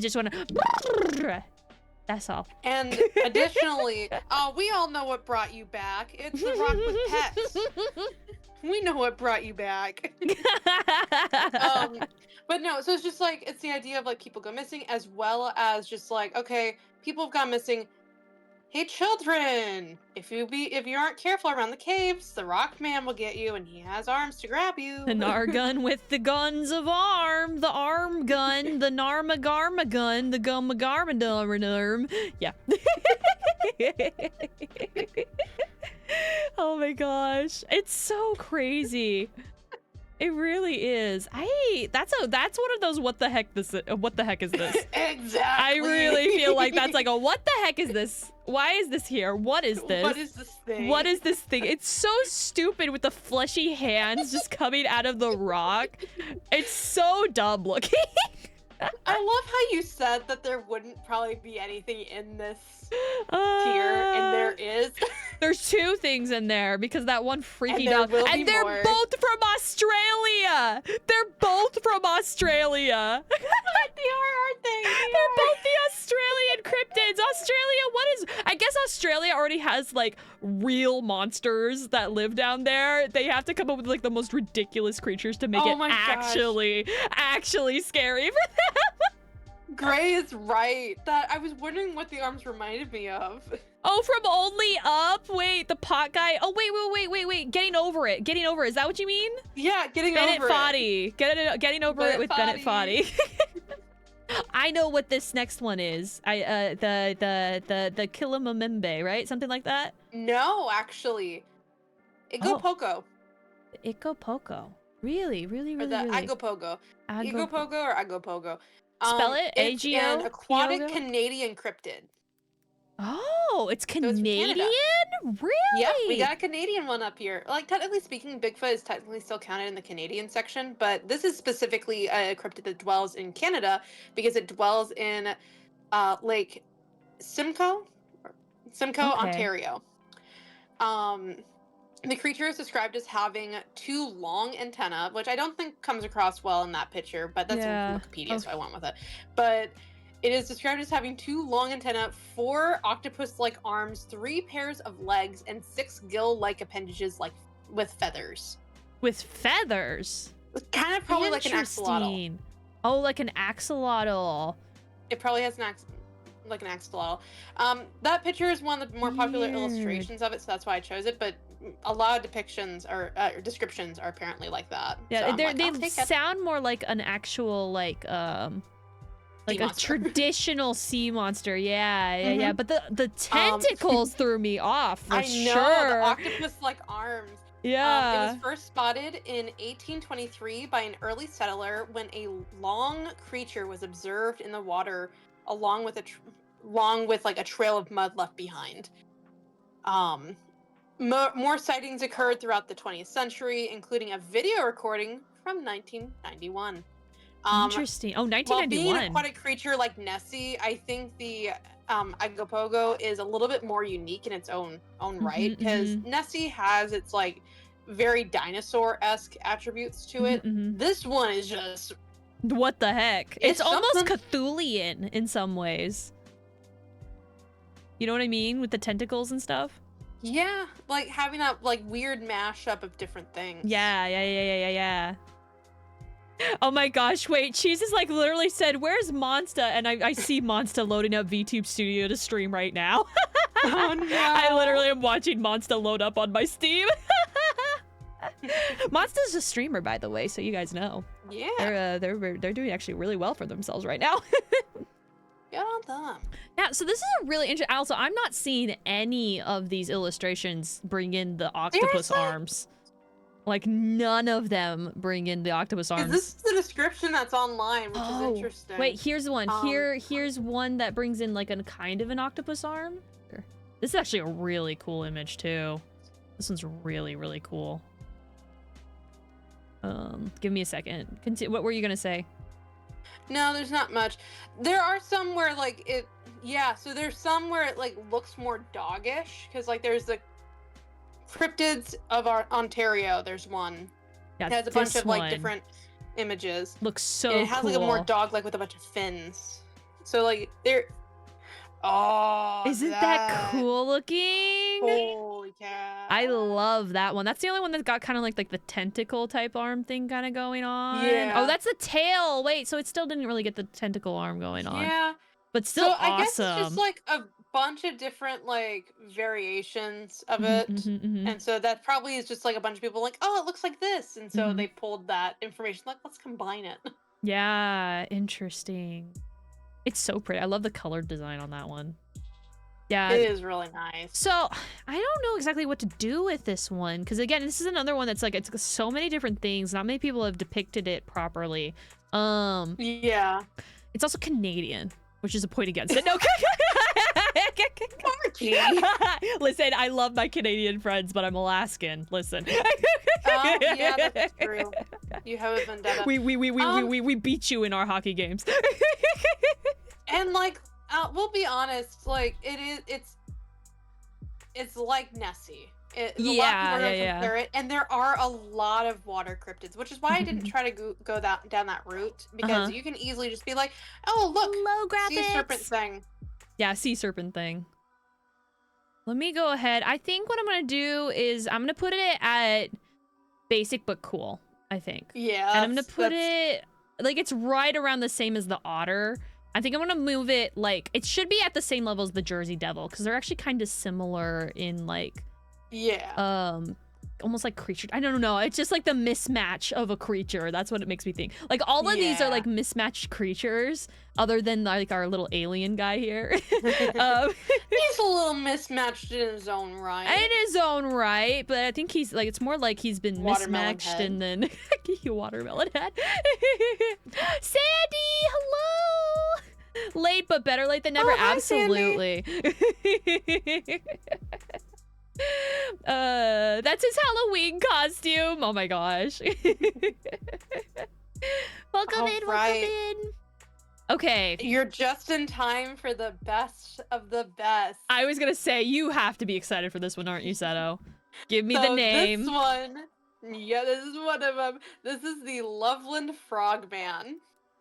Actually, this is my cousin Harold, and it's him and his gang. That's how this legend came about.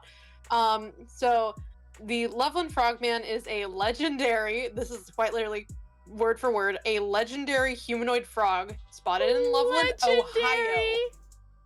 Ohio. Ohio! In 1955 I have and to get later this image bigger, by the way. Look at this man. Look at this man. Like, what is... Ohio! Ohio! Also, look at the shadow. Why did the shadow give him a dummy? Why he got them dummy thick frog legs? Oh my gosh. Okay, so the creatures are described as being 3 to 4 feet tall with leathery skin and frog faces. Interesting. And that was the specific description from 19. Well, okay, rephrase. There's a specific description from 1955 where one of them was seen wielding a wand that sprays sparks. Hold on, I just found that. Wait, hold on. I have to take a screenshot. There's an artist tag on it. It's cut off. But I'm gonna have to find who made this because this is beautiful. Continue, by the way, while I'm rambling. So that was like the original one where a dude is just like, I saw these frogs and they're under that man a was bridge. high as heck. One wields a wand. But the most famous sighting was in 1972 when a Loveland police officer spotted an unidentified frog-like creature crossing in front of his vehicle near the Little Miami River. Look at this little gentleman. Look at this little gentleman with his little stick and the little sparkles. It's so freaking adorable. Also, Kale, thank you so much for the follow. Welcome in. Hi, hi, hi. And what was interesting about this, though, like the reason why it's standing the way it is at the guardrail in that illustration is because it ran across to the edge of the river. Are you zooming in on his dumpy? Marki. Listen, he has it out there. He has it out there because he wants to show it off, okay? He clearly has it out there because he is proud of his hard work. Put Frogman anything under B, and I'm sending you to Noodle Hell. I feel like my friend here to the left of me, Seto, is going to beat me if I do similar, so. Yes. That would be unfortunate if all that remains is some nice deep fried fried wings. Wouldn't it be, guys? If Frog is not top tier. Anyways, listen, specifically the reason fighting words for somebody who is also edible. Anyways, continue, yes? Considering parts of me are currently rotten, I think I would make you sick, so I would come out victorious regardless. Anyways, so the reason why he's standing the way he is in that illustration, I was gonna ask that. It's the same pose. So, well, no, not the illustration. The illustration that's on the left. Yes, well, they're both the same pose either way. They're just similar, like the legs. The reason and is because when it ran across, it stops at the guardrail and stood up straighter to climb over. So it stood up straighter, like a humanoid, like a person, and climbed over the guardrail and disappeared. Oh my gosh. Okay, have you guys? Okay, I watch a lot of GTA videos, like sometimes. And have you guys seen when like the deer sometimes gets like the human physics? So like the deer will actually stand up or like get into the car and look like it's driving. Like that is exactly what I am picturing with this frog. Like suddenly the rigging animation shifted from just frog to human animation. Yes. And like you even got like the stretching from the polygons and everything. Oh gosh. I think this is just more proof that we live in a simulation. With Twilight. There's Twilight? That dancing wolf. Oh! That really low quality dancing wolf. Yes! That sounds nightmarish. It absolutely is, but it's hilarious. Oh my gosh.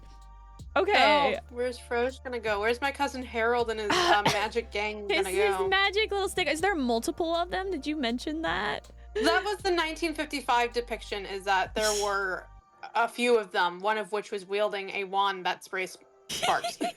Look at that tiny booty. He is a tiny. I have to put this guy. This is such a stupid, lovely little idea. I am definitely putting him in a top tier spooky boy, but he's behind the kings. So he's up there, but he's behind. So he's still regal. I just love regal. You got me when he had a little wand with sparks. That's where I was got. He has a freaking magic sparkler. He's got a little sparkler. He's just got a little sparkler. Now I'm imagining maybe the guy like just saw one of those inflatable dinosaur Costumes with a sparkler? 1955, Marky. They didn't A have time these traveler! A time traveler! Oh my gosh. Oh my gosh. Okay, I'm putting them away. That was Okay. amazing and magical, and I am so happy you brought this to us. I got so excited about him. So the next one is another classic, the Chupacabra. Chupacabra. So classic legendary cryptid in the Americas, known for drinking the blood of livestock. The first sightings occurred in Puerto Rico, which is surprising. I thought it was somewhere else actually, but it's Puerto Rico in 1975, following livestock killings in a small town. Originally, it was actually suspected to be a cult, but further animal deaths occurred with reports of bodies bled dry through a series of small circular incisions. Wow. Circular incisions. That's an interesting detail too. So odd about that's why it has like that kind of like leaning on vampiric kind of line because of the blood drinking. The first reported attack eventually attributed to the actual Chupacabra. Like this was before that, but when it was actually dubbed Chupacabra, occurred in March of 1995. 8 sheep were discovered dead in Puerto Rico, each with 3 puncture wounds in the chest area and reportedly completely drained of blood. A few months later in August, an eyewitness reported seeing the creature in the Puerto Rican town of, I'm so sorry, Canavanas, where as many as 150 farm animals and pets were reported killed. 150? That is actually a lot. Crazy. Which I believe is probably over time, of course. Okay. But like, that's a lot of critters. That is a lot of things. Also, I'm getting a bigger. I mean, we all know what the Chupacabra is, but. Well, that's the thing. Like, there's a lot of different depictions of it. Yeah, I like always this interesting. one. This is one of the ones that I've always enjoyed the idea of. Yeah, the more almost alien-esque. Yeah, the alienness. Because there is an episode of Dexter's Laboratory where the Chupacabra ends up being just one of Dexter's lab pets. By the way, thank you, Sandy. I'm awful at pronouncing things, so Canavanas. Canovanas. Okay, cool. Okay. Thank you. Thank you. But yeah, so there are the differing descriptions of Chupacabra, but the popular design is a reptile-like creature with leathery or scaly green skin, sharp spines or quills on its back, 3 to 4 inches in height, and it can stand up on its hind legs and hops like a kangaroo, funny enough. So it will hop around at times. Unlike conventional predators, the Chupacabra is said to drain all the animal's blood and sometimes organs, usually through 3 holes in the shape of a downward pointing triangle. But sometimes it will be only 1 or 2 holes, puncture holes. Fascinating. Also, hello, Heather. Welcome in. Hey, Heather. Howdy. Holla. Man, the Chupacabra is okay. We actually there's an old man that lives in the mountains that is not too far from here. And he would swear up and down that he had seen the Chupacabra, and he would tell all the kids in the neighborhood, the Chupacabra is out there, and you should beware, and you should be warned. Oh my goodness. The Chupacabra is one of those that definitely has like a little spot in my heart, because like it was definitely one of those nightmare creatures that I actually, because they said I think it haunted you. Yeah, like it starts in Puerto Rico, but it goes throughout all of Mexico and all the way up the quite far up California and a couple other areas. So like the stories go everywhere. Oh my goodness. I will say the most prominent one that always sticks in my head of all things. There's a Scooby-Doo movie. Oh, and it yes! makes me so upset because the design, they're like, oh yeah, and they're describing freaking Bigfoot. Like, what do you mean it's this hairy creature? Because like, one of the theories that people have is that the reason why Chupacabra looks the way it does is because they're seeing coyotes with mange.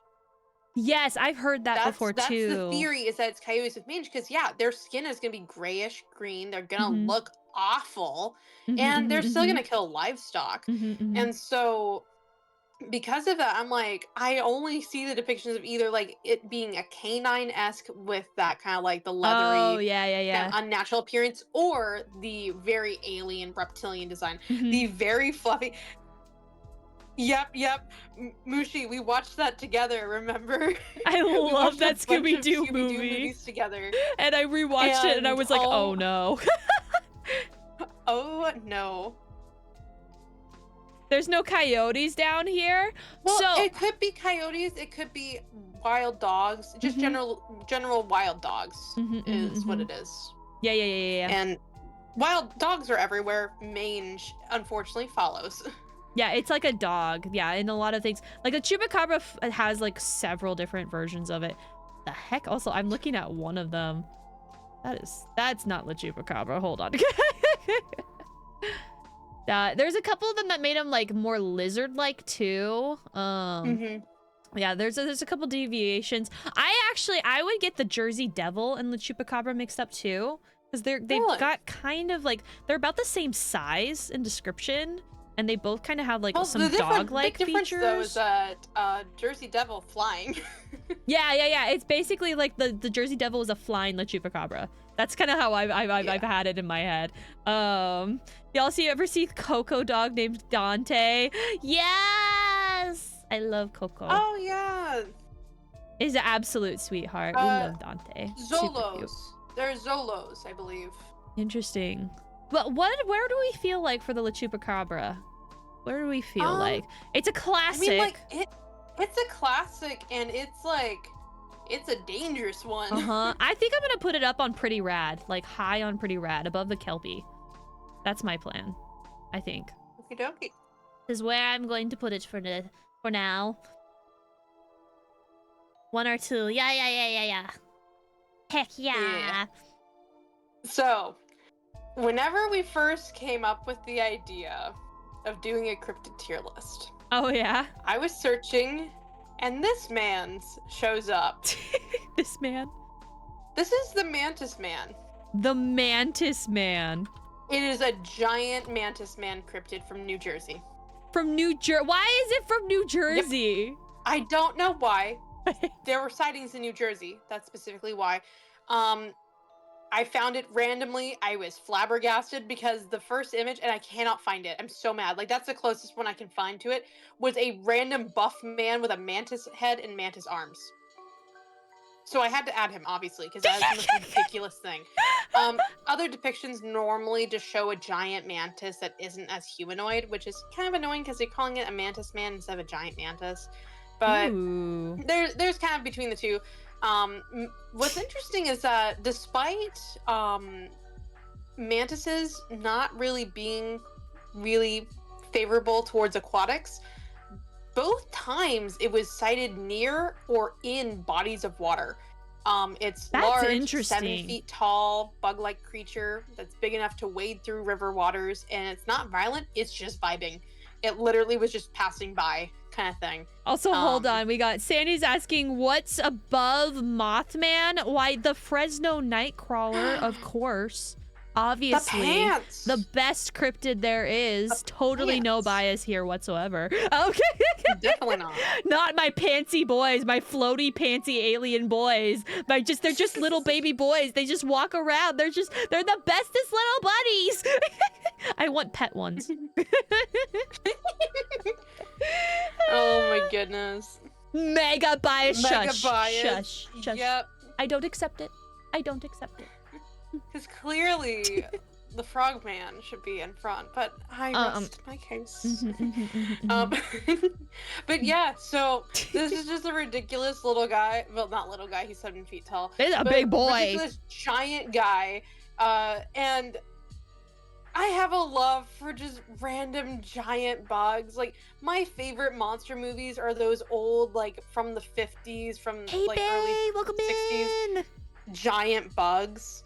Because there is a film, I think it's 1957, I think, because 1955 is the tarantula one.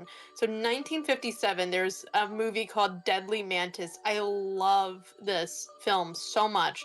There is a scene where they have the giant mantis on the Washington Monument. And Really? it's like they made like replicas, and that's the thing.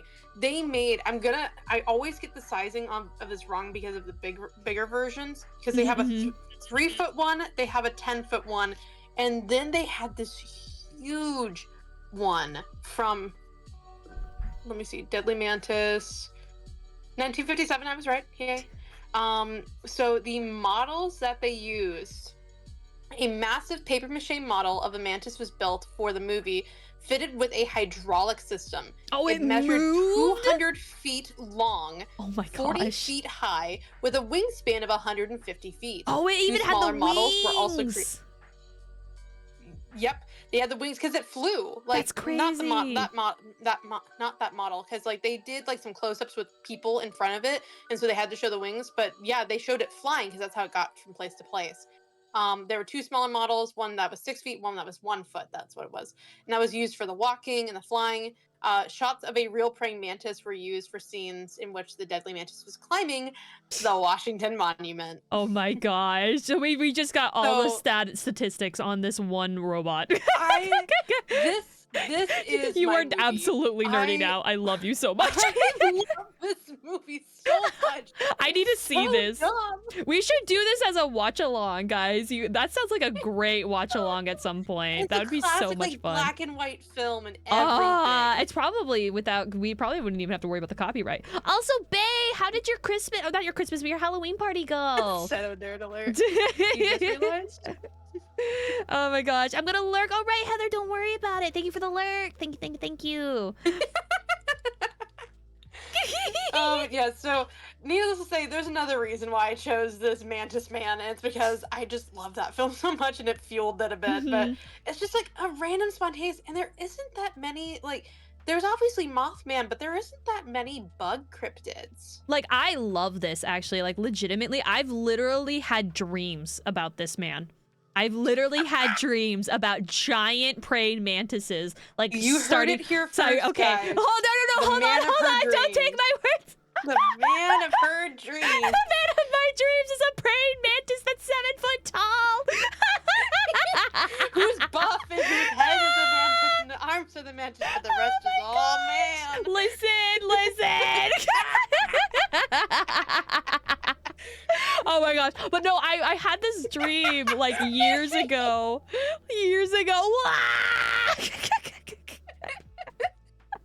And I feel like this is my punishment. But seriously, I had this dream like years ago where it was like the end of the world, and basically praying mantises, these giant praying mantises, were raising up against the world, and like literally me and my family had like machetes and were like cutting through them with like green guts flying everywhere. So what I'm hearing is that this is an enemies to lover story? Yeah!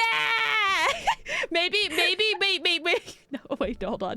This might be too far, but maybe the mantis man is the hybrid that is birthed from the union of humans and mantis kind.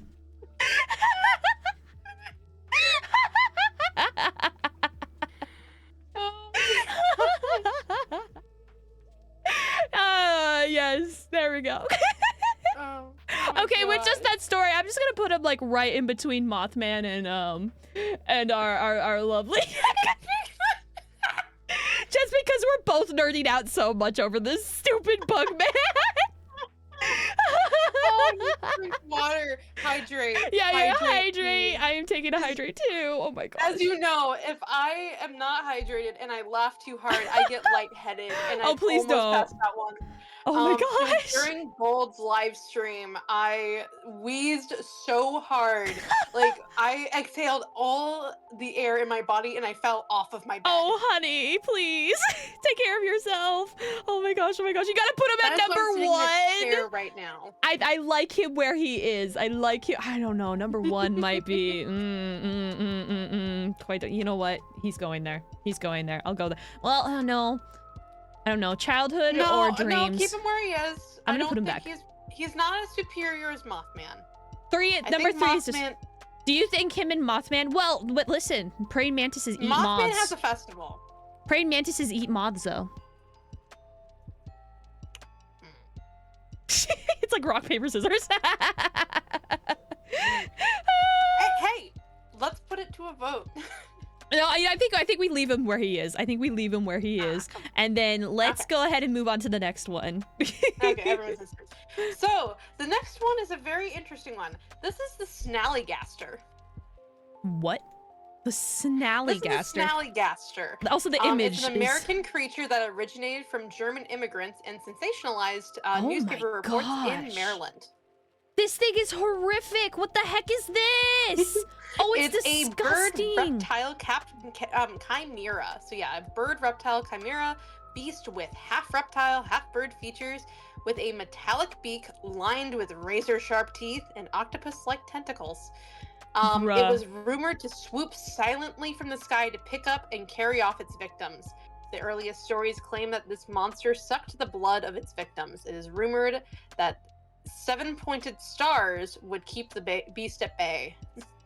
I am totally not getting VTuber inspiration right now for this. At all. The creature returned to legend why in is it cut out like 1909 that? when locals described a beast with Let me fix enormous wings, a long pointed bill, claws with steel hooks, and an eye in the center of its forehead, and making screeches like a locomotive whistle. Here, I'll get the one that you used. I like that one. It's a very fun artistic rendition. It's a fun artistic rendition, and it's not as horrific as all the other ones, because all the other ones are like, I don't even know if I can put them on stream. They're that freaky looking. Yeah, he looks so Lovecraftian. And the fact that it has like sightings is phenomenal. Here's the one that Seto used here. I'm gonna get one of the creepy ones, okay, guys? So just a warning. I'm trying to think which one I want to use. Yeah, he's just spooking. This one is pretty. Oh, it's big too. Yeah, big boy. This is like a dragon. I told you, he flies in and he picks up and carries off his victims. He's like a dragon size. What happened? He's dragon size, a silent flyer, mind you. Oh, so you got them owl wings. Yep. There we go. There we go. Look at that. Look at that monstrosity. I agree, Gray. I love that art style. So, and it's a cyclops too? Yeah, one eye in the center of its forehead. Someone needs to make a VTuber out of this. I'm just saying right now, because this would make such a good VTuber. And totally not because the tentacles. I want that one instead. Heather, no. Wait, oh my what gosh. do you mean by that? Heather, what do you mean? Maybe next Halloween, I'm gonna keep this in mind. I'm gonna keep this in mind, man. I'm gonna keep this in. This is in my back. This would put you in my back pocket, man. I love this thing. I am so, because this is like a bunch of my favorite animals combined. Like I love birds. I love octopuses. I love like, dude, this is such a crazy. It's like a dragon too. Yeah, and like the name is what got me. Snallygaster. Snallygaster. Well, you guys know if I ever graduate and suddenly see a Snallygaster VTuber pop up out of nowhere with the rebranding. You could be the Snallygally. And I could call myself Snally, and we can call me Snaz or something like that. Snowgal. Oh my gosh. Oh my gosh, the Snowgal. That'd be so cute. Okay, we gotta put this one. This one's great. I'm not gonna put it up on the top tier, but I'm definitely gonna put it up there. Was this the Chupacabra? I'm putting it above the Chupacabra. I love this thing. I love this thing so much. Yeah. That thing is awesome. I loved it. Wait, you guys do the Kelpie? We did do the Kelpie. Kelpie's up there. It's after the Chupacabra. Kelpie was one of the ones that we were like, it's kind of more folklore based, but it's still cryptid enough. My back is hurting from walking around. We'll take a rest. Relax. Yeah, get some water. Make sure you drink some water. Oh, I know what this one is. Please tell us what the next one is. So these are called skyfish, or for whatever reason, they're sometimes just called rods. Yeah, the rods. That's how I know them as. They're mostly called rods. I like the name skyfish. Mm-hmm. It's a flying, living organism that shows up in photographs, and it only shows up in photographs. They hold on. A creature not visible to the naked eye. Hold on, Seto. Hold on. Sage! Sage! Sage, hello, welcome Hello, in. Thank you so much for the raid. Hello, welcome in, raiders. For those of you guys who do not know me, my name is Marki Hey, I'm Joy. Marki. I am a Chaos Ducky VTuber, and we are currently going through a cryptid tier list. And the cryptid that we're going through right now, the sky rod or the skyfish, the rod or the skyfish. This is actually one that as a child, this one freaked me out. Like, actually, like, I would swear I could see them when I was a kid, like looking up in the sky. Cause like, if you stare at the sky for long enough, you will see something like dart across it. Like, you will like just imagine it or something. It's bats. It's bats. Honestly, it does look like bats with the camera and everything. Okay. But how was stream, Sage? How are you doing? Also, make sure to take care of yourself. If you need to raid and run, go ahead. We're just hanging out, doing the list, having some fun. Heck yeah, another streak. Yes. Thank you, Sage. But yeah. Take care of yourself. Get some water. Get some food. Take a rest. Wait, this one's so cute. Wait, I don't think that's a... Hold on. There's a really cute art of this. So go ahead and continue your description, Seto. Okay, but yeah, so it's a creature that is not visible to the naked eye, but appears in photography or film. They're small, elongated, airborne creatures that fly with multiple little wings or shifting membranes. A docile creature that kind of looks like a floating sea slug. Yeah, I just think they're neat.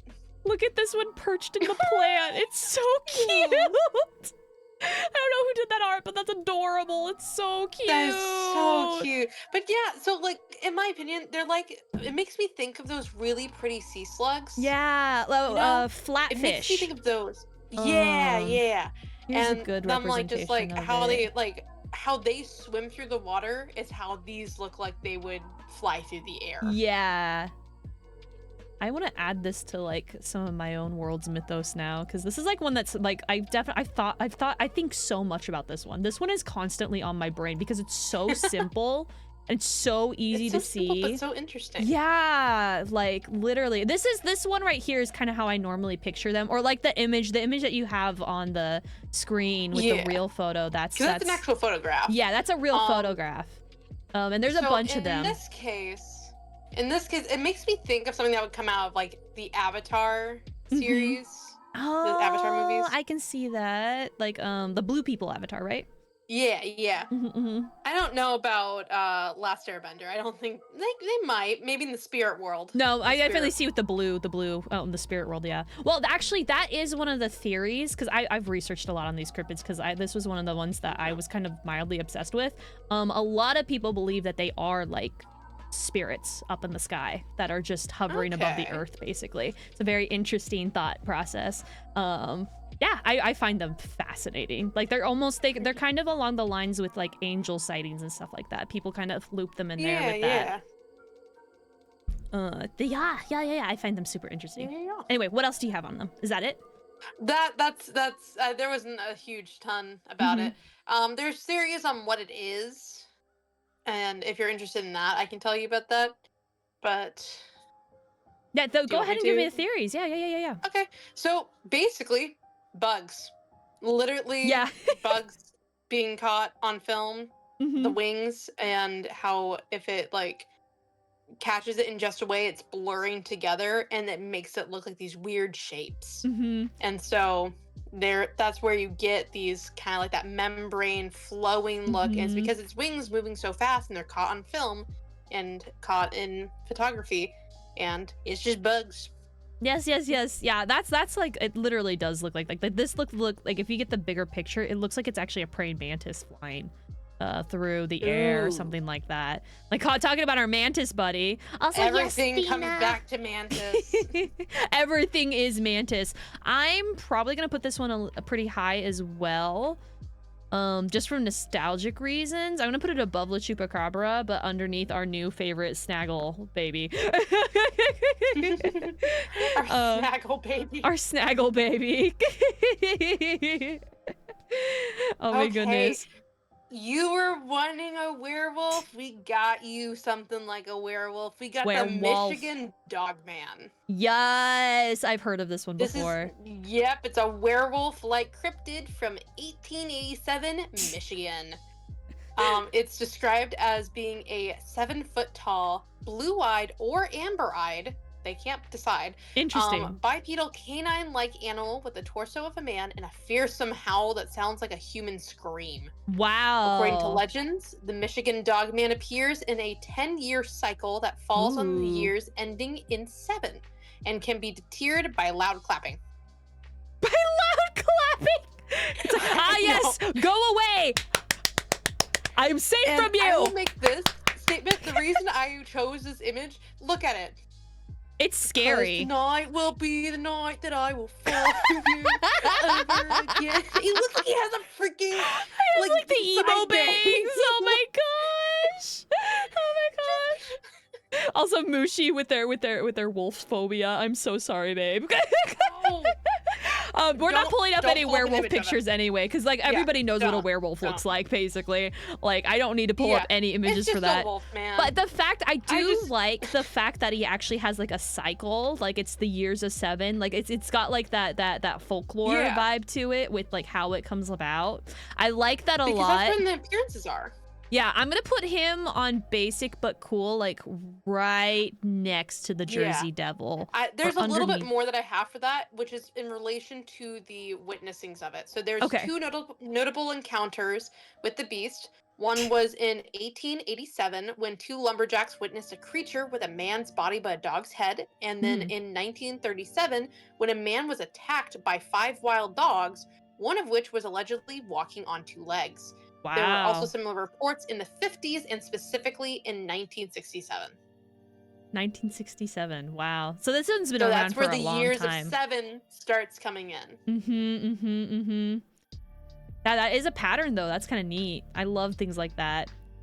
Are y'all just listing tonight? Yeah, I think we're already halfway through stream, so we'll probably we'll probably just do the list. Yeah, we'll probably just stick to the list tonight, and then we'll finish this up and we'll call it. And yeah, we'll continue Slay the Princess Tuesday probably is what I'm thinking. So Yeah. I'm excited for that though. I love Slay the Princess. Yeah, because you need to have a lot of time for that game to get through everything. The next one is pretty basic. I didn't put a lot of information because it's kind of well known. It's the Kraken. The Kraken! It's one of the largest cryptids and dwells off the coast of Norway and Greenland, which I actually didn't know that. I thought it was general, like, oh, just the ocean. No, specifically, the old sightings are from Norway and Greenland. Fascinating. Well, that would make sense. So tales of Krakens date back to the 13th century and with old sightings of massive sea monsters.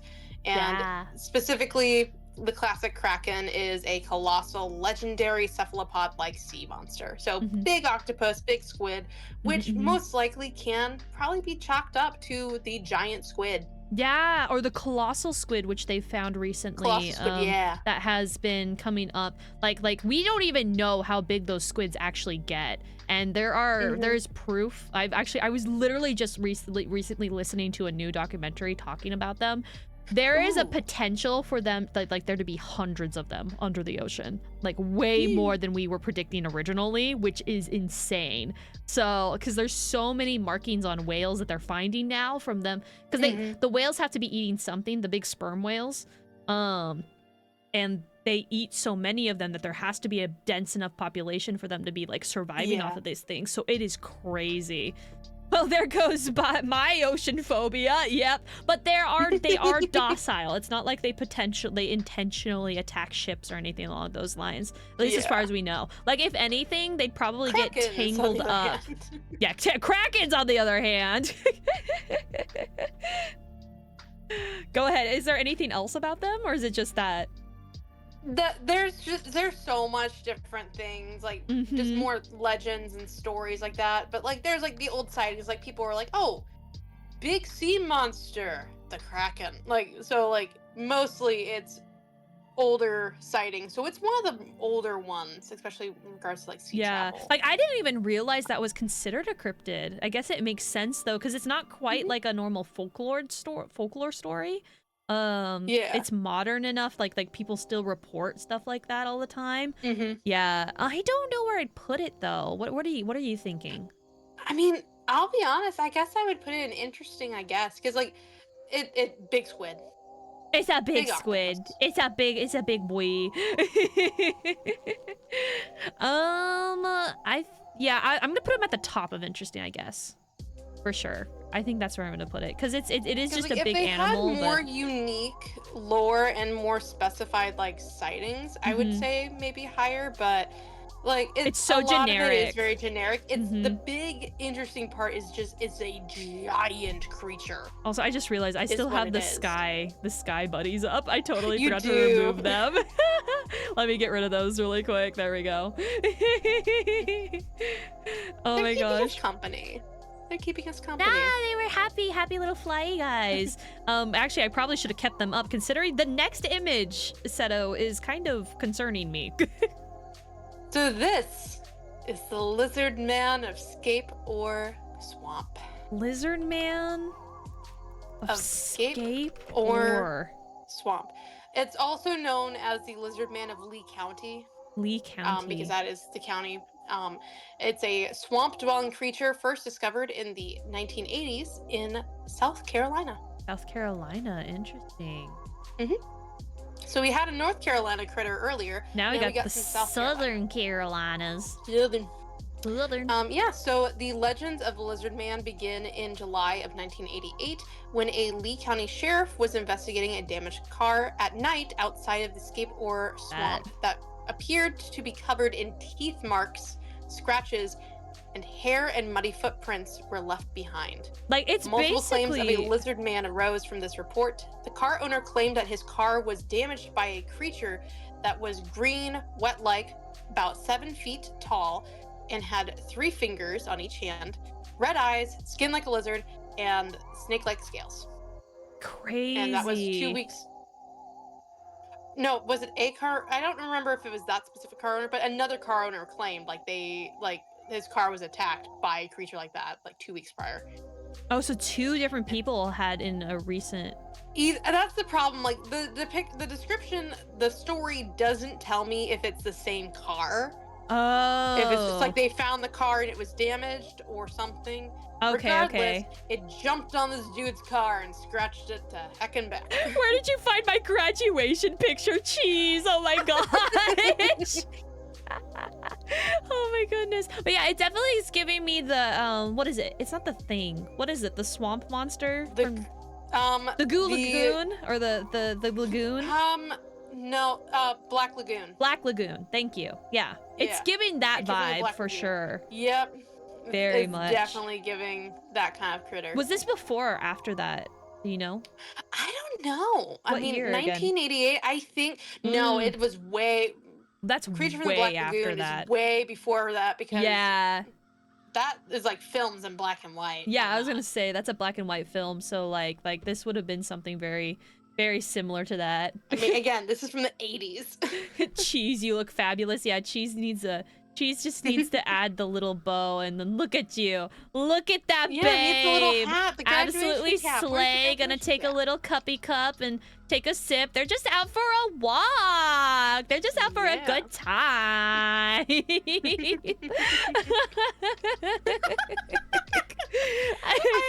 like Seto has the lag. Delayed. I'm taking my decorations back. Delayed, so slowly I see as you're saying that the cup's shrinking. Vegeta did the Valley Girl. Wait, Seto, can you do the Valley Girl? Can you do the Valley Girl? Cannot. You can't do the Valley Girl. Seto refuses to join in the Valley Girl. Oh my gosh, girl. Well, that's unfortunate. Unfortunate. She can't embrace the Californian accent. It's unfortunate. I'm sorry. So, is there the British in me? Oh yeah, you across the pond individual. You across the pond individual.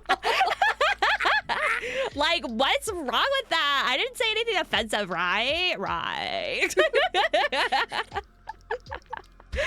So is that it for the is that like it? Yeah, that's the big stuff I got for Lizard Man. He's a lizard man. He's kind of like, again, because the creature from the Black Lagoon is kind of like something that we know. The Gator guy. If he was named Gator Guy, I would reconsider it. yet, but I think he's interesting, I guess, or at the end of basic but cool. I would say basic but cool because like he isn't like reskinned from like again like Creature from the Black Lagoon is like classic cast story, but did it take place in South Carolina? I don't think so. This man is straight from South Carolina. It's from the Southern Carolinas. It sure has gotten. It sure got that southern draw. I bet you he come up to you and he'd offer to pull your truck over and change your tire and just give you a good old time if it wasn't for the fact that you ran him over with your car. I mean, based on the description, it sounds like the lizard man ran him over with himself. Like he ran over the car himself. Dwayne, thank you for the hydrate. I'm gonna take a hydrate. Welcome in. Oh hey, and got blended in with all the other oranges and reds in chat. Oh, hello! I didn't see you I didn't say you say hello. Hello! Not that audio, Heather! Should I run over? Oh my gosh! Heather! Should Oh my I goodness! run over or should I drive around him? Should I run over or drive around him? Think about the gas prices. Oh my gosh. Okay, what's the next back one? up, and I had to go around. Nah. Next one. Okay, so the next one is the Owl Man. Ooh. Also called Owlman of... Okay, come on, you can say it. Guanan. With is a G? a cryptid sighted in 1976 in the UK. Can you spell it? Also, oh my gosh, there's some really cool art. M-A-W-N-A-N. M-A-W-M-A-N. No, N-A-N. Oh, N-A-N. Thank you. Yeah, that's the name of the town in Cornwall. Oh, there's some really cool art here. Gosh. Like the cryptid artists, man, they go hard sometimes. Oh yeah, they know what they're doing. This one, like, I want this creature in one of my horror movies or a story or something like that, because this thing is like again, owls awesome. are efficient hunters. They are like one of the like yeah, they're like the top hunter, one of the top hunters. There's like very little things that actually mess with owls. I love owls. The only way you can mess with an owl is if you can find it. And yeah, one of my favorite videos, it's these two researchers, I think. They're recording different birds flying. They do a pigeon, they do a hawk, and they do an owl. Specifically a barn owl. And it's like going from very loud pigeon to kind of like a little bit quieter hawk to absolutely nothing. Yep. Dead silent. It's like going from 50 to 0 instantly on the sounds. And it's just hi, Dino. impeccable. Smash! Everyone's like, I'm gonna smash the owl man. Not that kind of tier list. Oh my gosh. We should maybe next year we'll do a smash or pass. Seto's like, please don't make me do that. No, we can do a different. No, not the Hawktua. Looks like my next D&D character. Heck yeah, I always have a hard time pronouncing that one. Arakakura. Yeah, I think that's about right. Dino says I'll do the smash or pass. I don't know if I want to do that with you. No. No. I feel like I'd be in danger if I did that with Dino. Because he'd put in literally the whole thing and be like, why are you making me smash everything? Wait, that sounds weird. Never mind.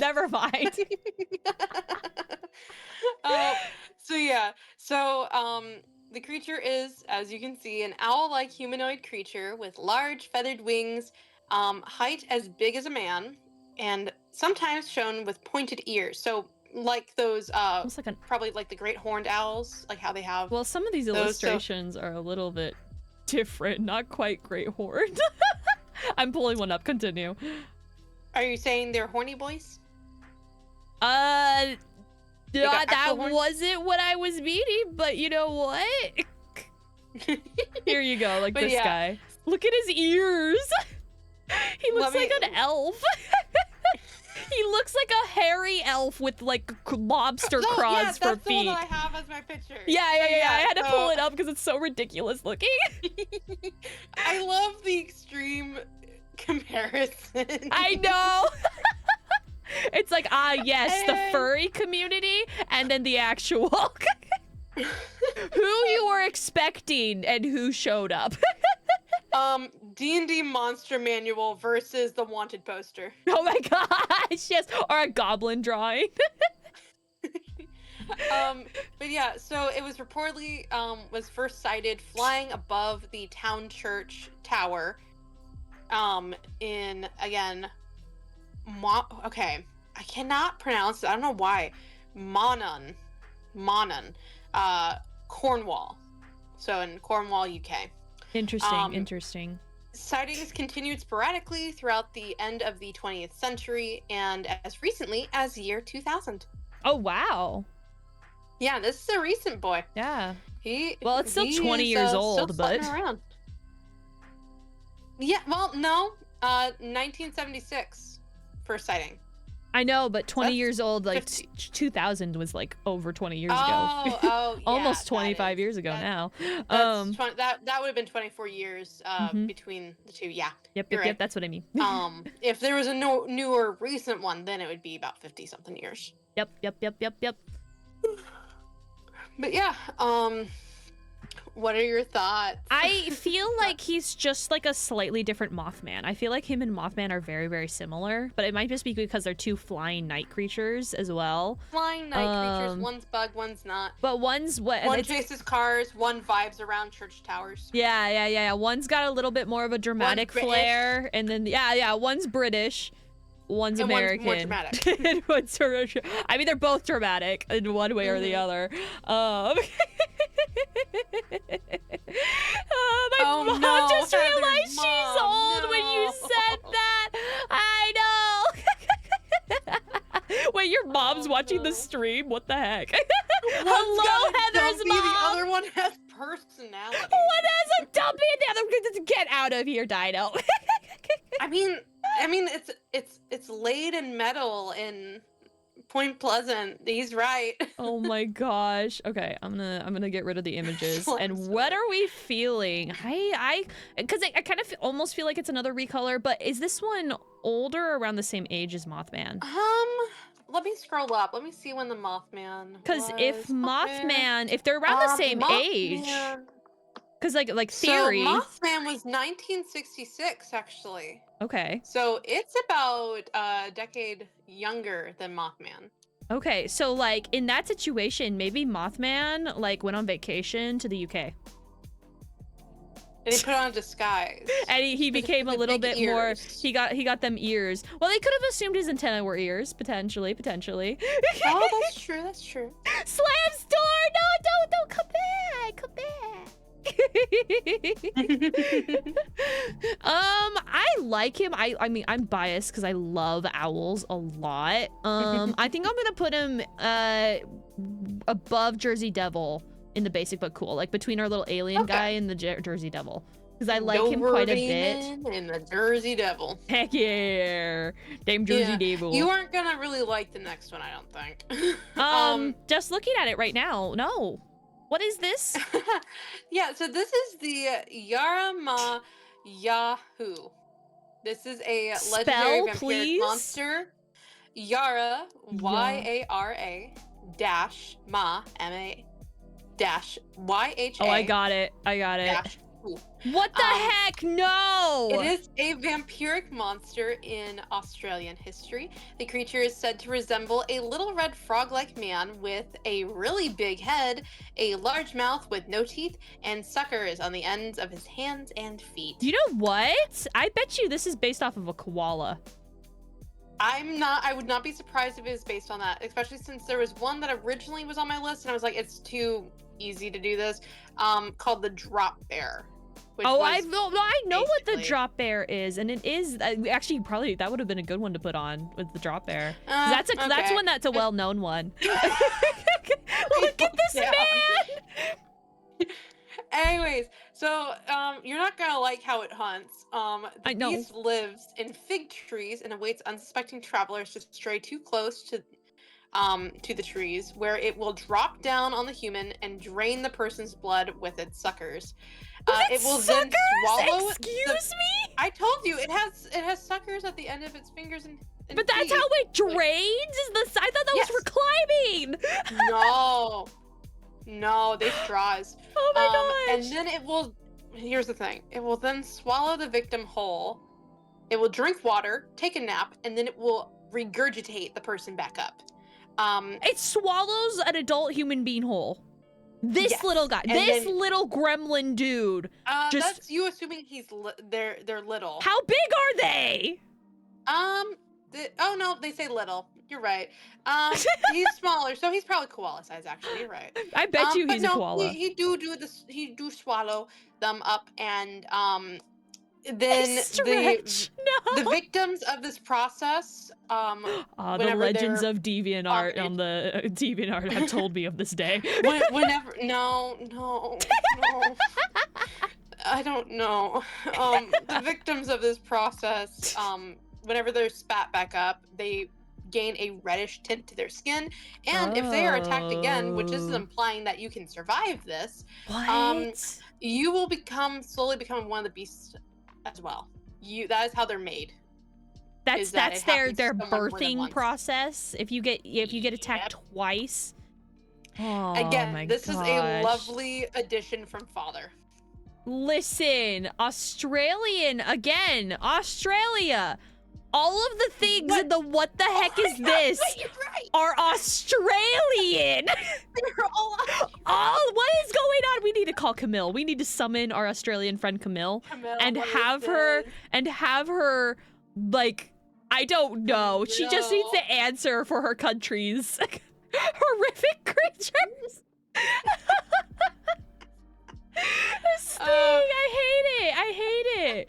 Was that it? We all hate it here. Oh my gosh. So we're gonna soften the blow by giving you some Nessie instead. Okay. Also known as Loch Ness Monster, an aquatic cryptid that inhabits Loch Ness in the Scottish Highlands. It's often described as large, long-necked, and with one or more humps on its back that protrude out of the water. It was first sighted in the year 565. 565. 565. Dang. And was recorded in writings by, okay, I'm sorry, sir. Adamanon? This dude wrote about it. He wrote about a local man being killed by a water beast. Oh. Sightings of Nessie has continued through the centuries, as recent as 2021 via drone footage. Oh, really? That's cool. Like, there's always signs of Nessie. There's always signs of Nessie. There's always signs. The plesiosaur, I think, is what assumptions. Some other creatures. I was looking for the hydrate. Yes, Mushi, your favorite. Yeah. Nessie, just classic, amazing. Everybody knows who Nessie is. They don't need an introduction, really. We did give them an introduction just in case. But honestly, I'm gonna put Nessie above our classic Bigfoot, like right there. Oh, yeah. Like I feel like Nessie is the Mothra to Bigfoot's King Kong or Godzilla. Like, if we're talking like I just feel like they're always like in the cryptid zone, like together. Like, okay, my basis for what is a classic cryptid is going to be the Pop Tropica cryptid event. The Pop Tropica, oh my god. Cryptid event. They had 4 different cryptids, which included Chupacabra, Jersey Devil, Sasquatch or Bigfoot, and Nessie. And Nessie. Like literally like Pop Tropica. Now that's a name I haven't heard in a very long time. Exactly. Oh my goodness. Yeah, I mean, I think that's the best place for Nessie, right there, right next to Bigfoot, right together. Pop Tropical blah. I loved it so much, but the Jersey Devil scared the crap out of me. Because it's almost like a jump scare. He appears in like the bottom corner of a house in the window, and you see him fly away. Oh gosh. It scared the crap out of me. Yeah, that would be freaky with the flying. Ugh. It gives me the heebie-jeebies. The hibbida-jibbidis. The hibbida-jibbida. Okay, we got an ad break that's running, so I'm waiting for that to go through before we start the next one. Marki can just somehow make herself sound like a grandma. That is how the turntables. That is back in my day when things got giggity with the Nessie. Why did my face disappear? Yo, it's because Dino redeemed it. And he turned it off when I turned it on. Okay, there we go. Yes. Back in the day, I could make myself. Is like the Yoda? Yes, like the Yoda. I'm trying to think of something to say as Yoda, but think not I do. Oh my gosh. Oh my goodness. I think this list is giving me an idea for my friend's stream. I know, literally, these tier lists are so much fun to do for stream. Also, you guys are back from the ad break for anybody who was stuck in the ad break. Good night, Mushi. Good night. Get a good sleep. Rest up. Have a lovely day tomorrow. Love you, love you, love you. Okay. All right. Next Since everyone is one. back, we can continue on with the Mongolian death worm. I've heard of this one. This one makes me think of Dune. Dune? Yeah. Yep. I cannot pronounce its Mongolian name. I will not butcher that. I will try. Let me see if I can find it. But it translates to large intestine worm. Oh, oh, lovely. Which is rather unpleasant. Yeah. But yeah, it's a worm-like cryptid from the Gobi Desert. Okay, oh, it's the Olgoi Korkohoi. Olgoi Korkohoi. I tried. It's a crazy, worm. crazy but name. Yeah, so it's a worm-like cryptid from the Gobi Desert.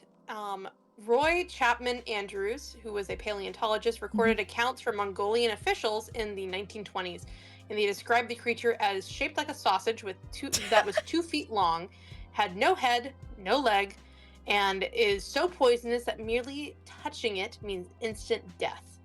Man. And it lives in the most desolate parts of the Gobi Desert. Man. Another description says that it can kill at a distance, either by spraying a venom at its prey or by means of electric discharge, which is such two different things. Yeah. I know. That's so odd.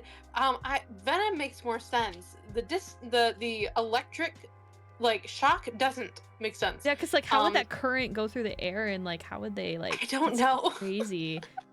It's very weird. Odd. And then it primarily lives and burrows underground, only rarely coming into up to the surface, such as during a rainstorm, a rainfall. Interesting. Good night, Gray. Night, Gray. Have a good rest of your evening. All right, I'm not gonna pull up a picture because it's literally just a red worm. Oh yeah, it's just a giant red worm. Red worm with teeth. Yeah, with teeth. Like yes. Gives you heebie-jeebies. This one's pretty cool, but it's just a worm. It's just a scary worm that eats your toes, that sucks, zaps you. Worm but that it's kills red. You on touch. It's an Alaskan ball worm. No. In the Gobi Desert. In the Gobi Desert. I'm gonna put it on the basic but cool. I'm gonna put it above the or right below. No, it needs to go below the Wolfman. We'll put it about equal. I meant Wolfman. That's what I meant. Wolfman. That's what I thought you said Mothman. I'm like, he ain't here. No. We'll put it right below the Wolfman and like kind of equal footing with the Canadian one, the Canadian Nessie. Yeah. That's where we're gonna put. Yeah, the Igopogo. Stops herself. What do you mean? I didn't stop myself. Did I stutter? This next one I'm super curious about though. So this is called the rolling calf. It's a type of duppy, which is a Jamaican spirit. So we got a Jamaican kind of cryptid creature on here. And so the reason why it's called calf, rolling like a cow? Yep, like calf like a cow or like a goat in this case. Goat is the more common. There's some different images. I really did like the more bull design that they did for that image, so I went with that one. But there is like more goat imagery a lot of the time. Yeah, there's very Um, few, like I looked it up on Google and there's very few images of it. Yeah, so it is a roaming, shape-shifting spirit that can transform into many creatures, commonly a hornless goat with one human front leg, one horse front leg, and Huh. two goat back legs, a curled tail that curls over its body, and fiery red eyes with flames coming out of their nostrils. It's like a demon unicorn chimera sounding thing. Angry spirit. Yeah. A rolling calf is thought to be a wicked person's spirit, like that of a murderer, and can be found amongst bamboo, cottonwoods, caves, and abandoned houses. Fun note: they are noted as having a fondness for sugar and molasses. So they're Very just specific. spoiled. Like I think I can kind of get the vibe though, like the feeling through it, because like that need for sugary things. Also, this one image, I don't think I can share it, but it is crazy. Yeah, there's some interesting art for this one. Yeah, I don't think I can share that on Twitch, unfortunately. Is it because of gore, or is it? No, well, it's a mostly naked man, basically. So yeah, no, there's nothing showing, but it also looks like it could be a political piece potentially as well. But it's really like crazy. At least that's the vibe it's giving me.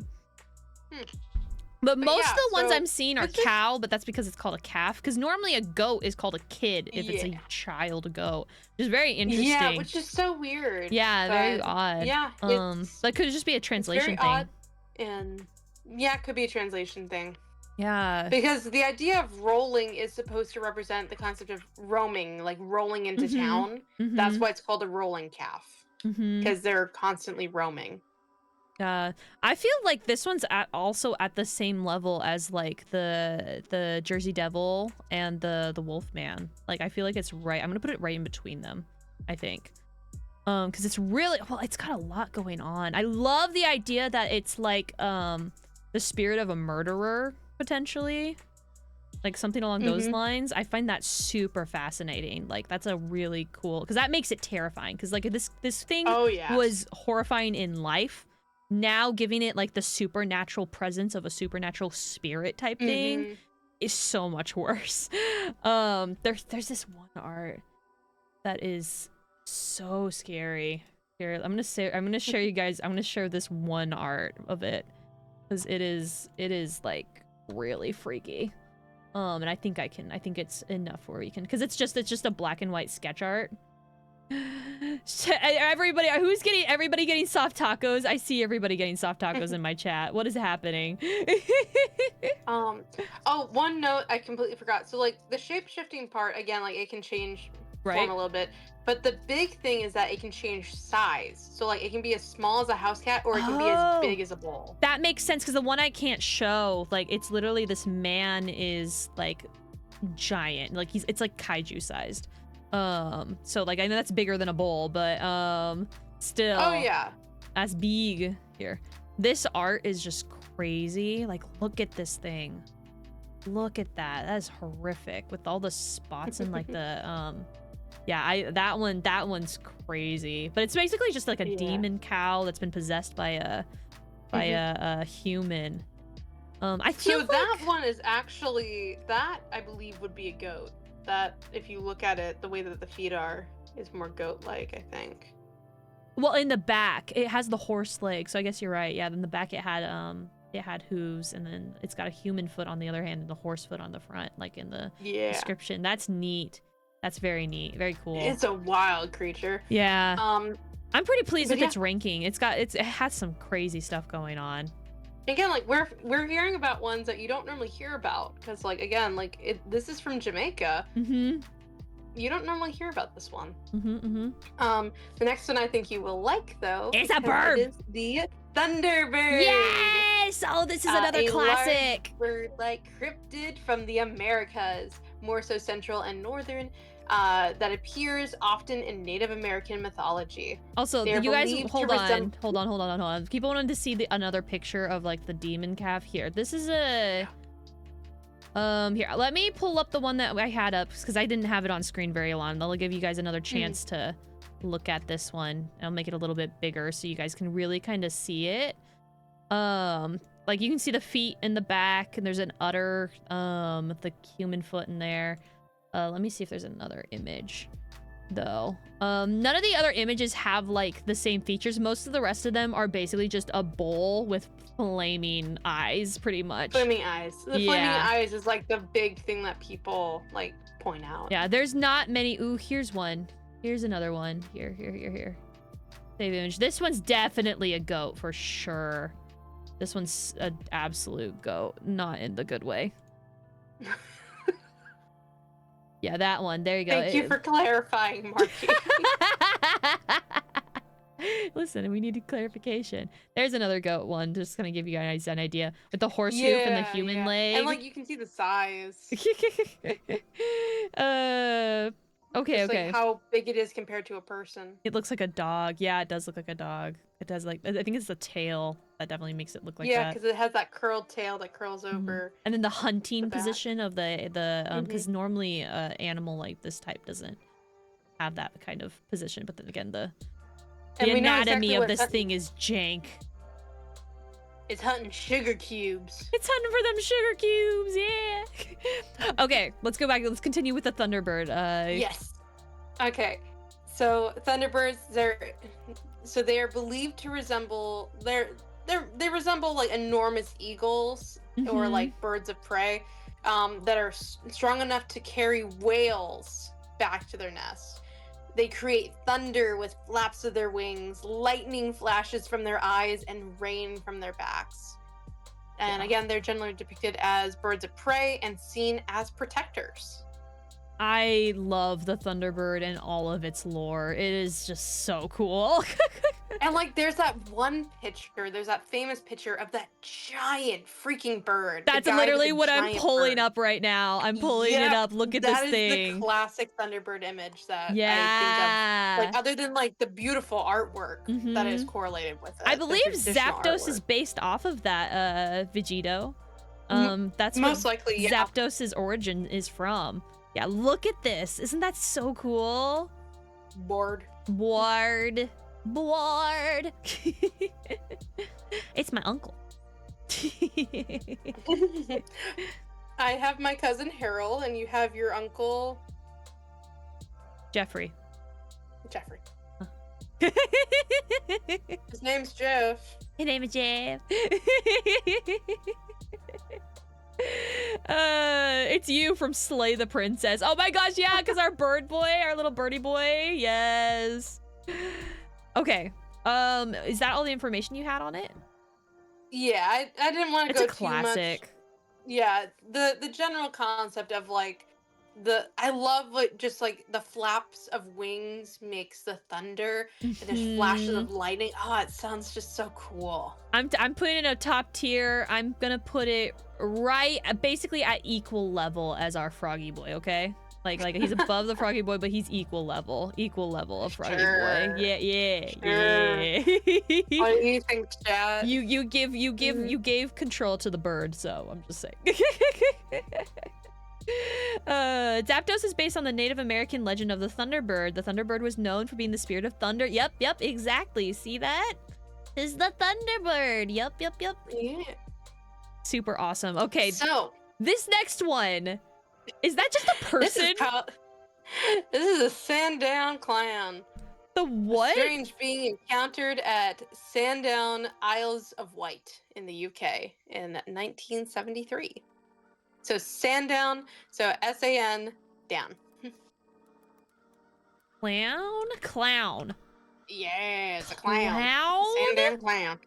Yep, 2 children discovered it and described it as a cross between a clown, a robot, and an alien. It was a shy but friendly being. It was over 2 meters tall with a thin frame, a perfectly round head that was too large for its body, 3 fingers and 3 toes on each extremity, and a crudely painted clown's face on the head. It spoke through a microphone. It claimed to be called Sam, to be not really human, but kinda human in an odd sort of way, and really Weird. never clarified its origins. Oh my gosh. So it actually talked to them.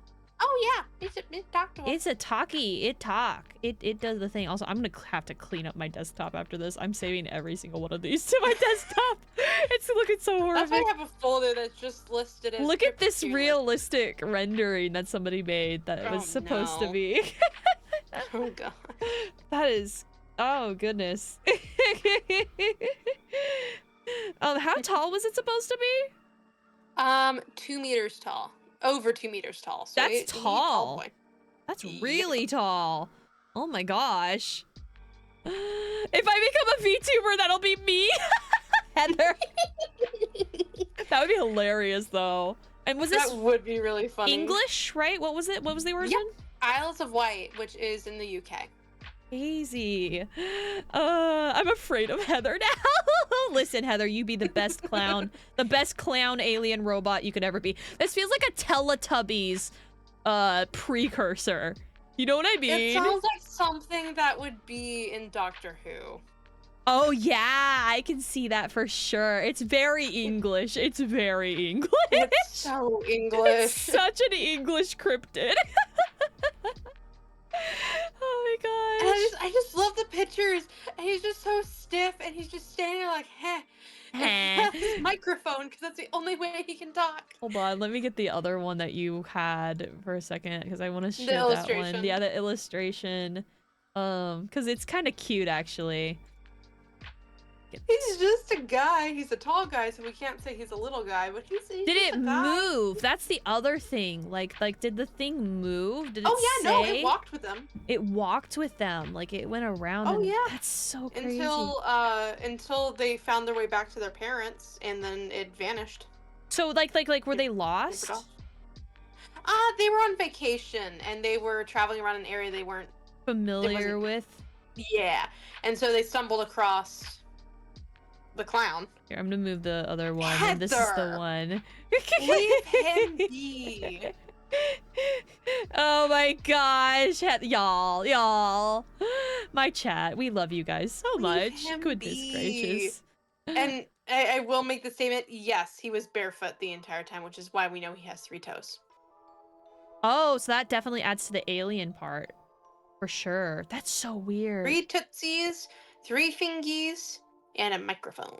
That's so weird. Like so many alien stories, they talk about them having like only 3 appendages at the end of their hand, essentially. Like I wonder Like, why. look at the Dover Demon, for example. Like, it only Yeah, had, like, yeah. 3 fingies. Okay, I like this guy. He's I will so always be weird. haunted. He's Jeez, I will so always be weird. haunted. Seto will always, yeah, no, Seto is Seto. Seto can handle Hey, it. I'll never have nightmares if I don't sleep. Please go to bed after this, please. I promise, I will. I Oh, will. it is late for you too, so we gotta make sure we wrap this up. We only have 1, 2, 3, 4, 5, 6, 7 more. So we're getting really close to the end of this list. We're I getting am very so close glad to you the end. shortened this. I knew this would go long. I knew it. We're yappers. We're chronic yappers. Yup, when yup, we're around yup. each other.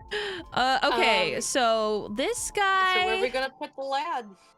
I don't know. I really like him. I'm gonna put him in a pretty rad. I'm gonna put him up in pretty rad. I'm gonna put him right above our just a chill anteater guy. bro. Yeah. He's Like, and just a chill guy. he helped the kids. Like he helped and he just talked to the Yeah. kids. He was chill. He was He's bro. so nice. He was a chill bro dude. All right, Chill, bro. let's go ahead and get to the So- next one. So this is a suggestion from one of my lovely D&D friends that I've met over the years. Yes. He's in the same campaign as me and Father right now. And What is this called thing? This is called the Squonk. I've heard of this one. A I mythical actually am creature familiar. believed to live in Hemlock Forest of Pennsylvania, first recorded in 1910. And I will read to you a direct quote by William T. Cox, and this is his description of the beast. Why is it so The sad? squonk is of a very retiring disposition, generally traveling about at twilight and dusk. Because of its misfitting skin, which is covered with warts and moles, it is always unhappy. Hunters who are good at tracking are able to follow a squonk by its tear-stained trail, for the animal weeps constantly. When cornered and escape seems impossible, or when surprised and frightened, it may even dissolve itself in tears. Little baby, little buddy. Hold on. Also, I cannot find the image that you have here. I've never seen. I need that image. They are I found said to another be one. slow on moonlit nights to avoid seeing their reflection in nearby water. Baby, my heart. This feels It like is something from the back rooms. Like, I don't know, like the sadness. Tragic creature. Look at this sad boy. My heart. He's the most sad existing little guy. Oh my Like, god. mine is kind of cute. The one I put on there is kind of cute in a way. That is probably the proper rendition of it. I know. What the heck? The squonk. Also, the name fits so well. So well. Like, you hear the name squonk. This is what you picture. This is exactly what you picture. How big is it supposed to be again? They didn't give a size. I would assume it's probably like dog sized if I had to guess. Yeah, It's not supposed to be big, I don't think. Yeah, it's such a sad little guy. Eeyore doesn't look so good with the measles. I was gonna say, it's like the Eeyore of the cryptids. Legit. Oh my gosh, yeah. It's Cryptid Eeyore. Oh, he's so sad. I feel like I have to give him, he needs a good day. I have to put him up here. I'm gonna put him right behind our frogman. Right behind our frogman because he needs all the love and attention. All the love and attention. I need to give it to him. I will cuddle him. He's like a pug. He's so ugly. So ugly that he deserves love. Oh my god. Yeah, so he read the description to me on Sunday, and I was like, I have to add him. I can't not add him to the list. Oh my gosh. Oh my goodness. Okay. But yes, so he's in his rightful place now. Yes. Moving on to something a lot more unsettling. I love this one. The slide rock bolter. It's rock. very bizarre. It's a bizarre creature sighted during the 19th and early 20th centuries in the mountains of Colorado in North America. It has an immense head, small eyes, and a large mouth, which is similar to a sculpin, is what it's called. Don't know what that is, but I'm assuming kind of like it looks like a whale, a specific kind of whale. Its tail ends in a fluke like a dolphin, and has enormous grabbing hooks. It only resides on slopes at an angle greater than 45 degrees, where it can use the grab hooks on its divided tail to latch onto the crest of the mountain or ridge while awaiting prey. The beast will release its hooks and uses gravity to swallow prey, so it'll go down the hill and basically slam into its prey, mouth open, specifically humans, and use the momentum to get to the other side of the neighboring slope to hook up on the mountainside there again and wait for the next opportunity. Yeah, this thing is honestly, genuinely, this thing freaks me out. Like, the whole thought of this thing, like, being real, this is almost like an SCP in my head. Like, this gives, like, the same vibe as, like, an SCP or, like, a, like one of those, what are those horror videos? The, what you call them? The liminal horror or something else? The videotape horrors. Oh, analog horror. Analog horror. Thank you. Yes, analog. Yeah, this has like those analog horror vibes because this is like during the logging times, like and a little bit of prospecting times, and the fact, oh gosh, this thing is horrifying. And I think that you don't see something this big until it's coming straight at you. It's basically like a living embodied rock slide.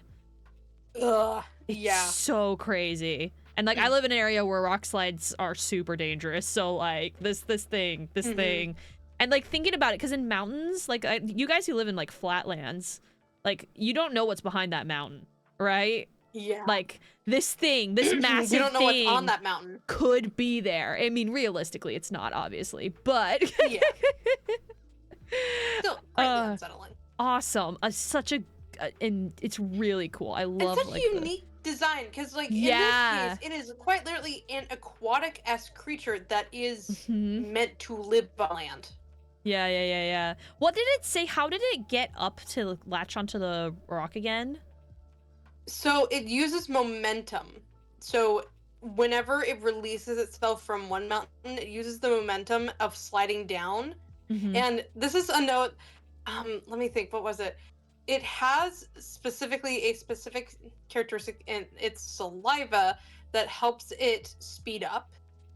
Oh, so it slicks itself? It makes itself more, all slick? Yeah, it makes it more, not aerodynamic, that's not the term, but like able to slide easier down the mountainside and uses that momentum to get up to the next side. Wait, I gotta make what, guys? What are you trying to make me make? Hello, Whale Lord. Yeah, it's basically Whale Lord. Looks like one of those weird looking basket with the cornucopias kind of looking thing. It does kind of look like a cornucopia. Oh yeah, it does look like a cornucopia. Yeah. This is a Minecraft house. Wait, make the whale the Minecraft house. This creature. Like make a cornucopia kind of house. That'd be interesting. That'd be kind of interesting. Put it on one of the mountains. Maybe. Might have fun. Might have fun with that. We'll have to think about that, guys. We'll workshop it. Yeah. We'll workshop it. Whale Lord, so Pokemon was real once. At once. I don't think this creature was a real thing. Yeah. No, it definitely was. Yes, so watch out for the mountains, guys. Watch out for the mountains. No, you're never safe. Watch out for the mountain whales. These mountains ain't safe for us homies. Okay, so I'm gonna put this one. I love this concept like a lot. So I'm gonna put this one. I'm gonna put it, and it's not basic. It's definitely not basic. So I'm gonna put it at the end of Pretty Rad. That's where I'm gonna put it, because that's like it's a cool creature. It's a really awesome idea. Okay. What's the next one? All right, the next one is Stellar's Sea Ape. And it's an aquatic cryptid seen in 1741 in Alaska. Ooh! By the homeland. George Stellar, a zoologist. The animal was described as being about 1.5 meters long, or about 5 feet, with a dog-like head, long drooping whiskers like a mustache, an elongated but robust body, thick fur coat, no limbs, and a tail fin, much like a shark. It was curious and inquisitive like a monkey, which is mostly why they called it the sea ape. Interesting. There was a similar sighting during the 1960s by sailors who described a similar creature. Fascinating. Most likely, dude just saw a freaking seal, but the way he describes it, like in the pictures that you see with it. Yeah. I'm looking at one now. Yeah, like greatly unsettling. So what was the description of it again? Can you do that for me? So it's about 5 feet long with a dog-like head, long drooping whiskers like a mustache, elongated but robust body, a thick fur coat, which doesn't really come across really well in this depiction, unfortunately. It comes across a little bit better in the one that I put up.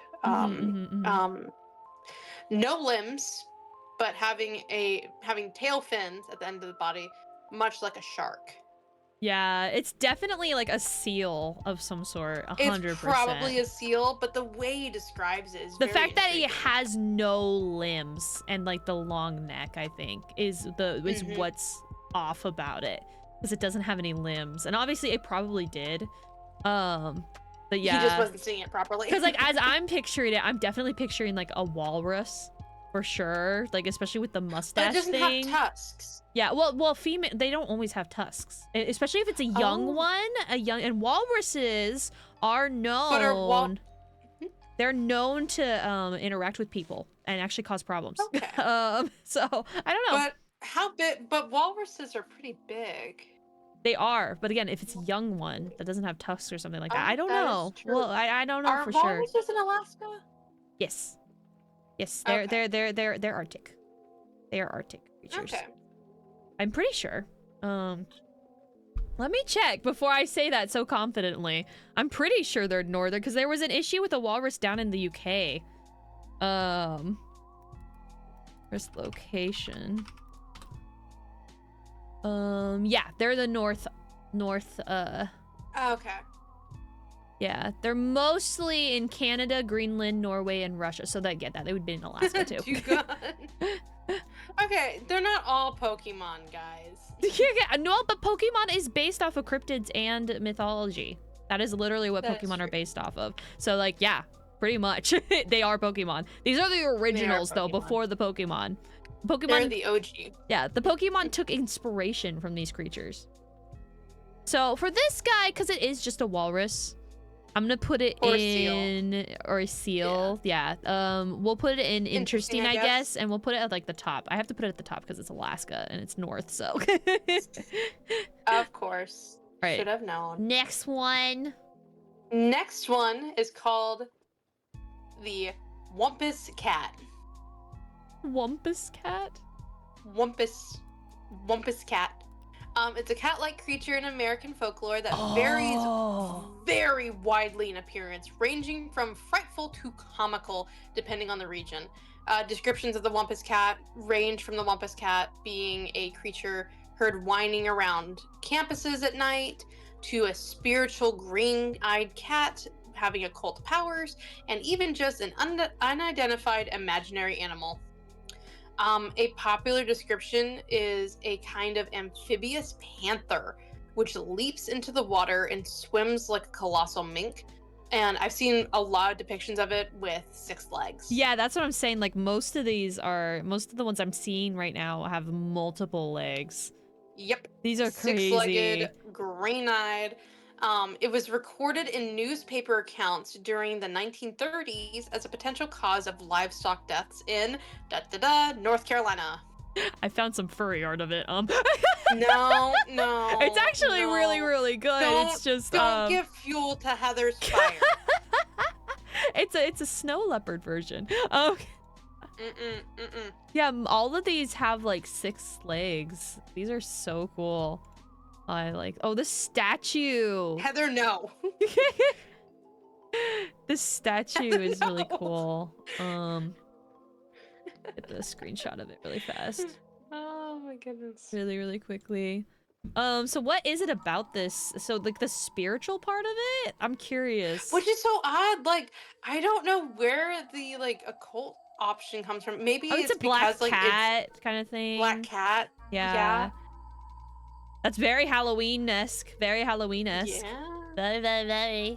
Let's see. Where are we? I lost my...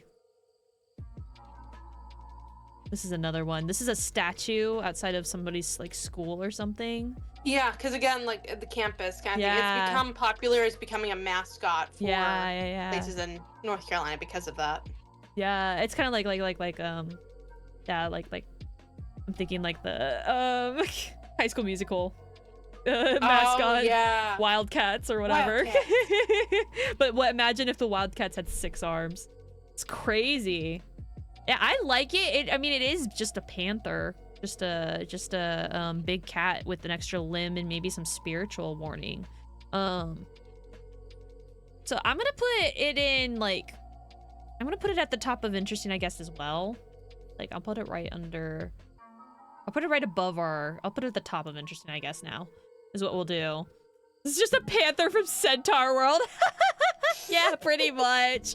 Honestly. Okay, we have 3 more to go, guys, and then this stream is long. This is going really long. It is a very long stream.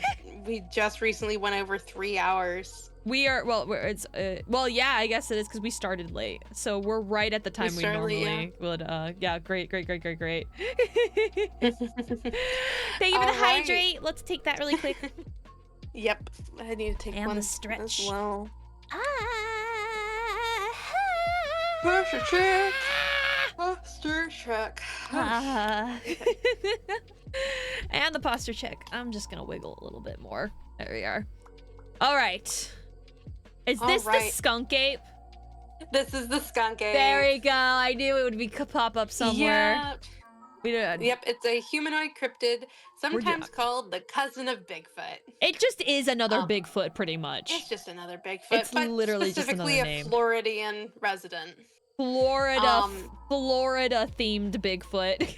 Yep. It is a large, hairy, human-like creature residing in Florida swamps and forests that stands about 5 to 7 feet tall, has reddish-brown fur, and a foul odor like a skunk.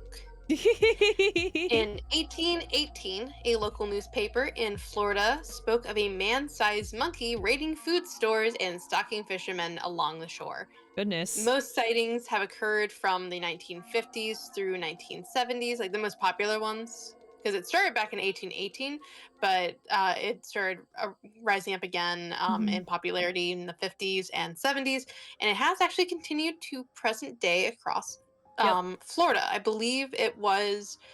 Let me find the exact number. Just Florida man Bigfoot. It's just Florida man Bigfoot. I'm gonna put, because it's Florida man, I'm gonna put him slightly above our abominable snowman, but. Whatever you say.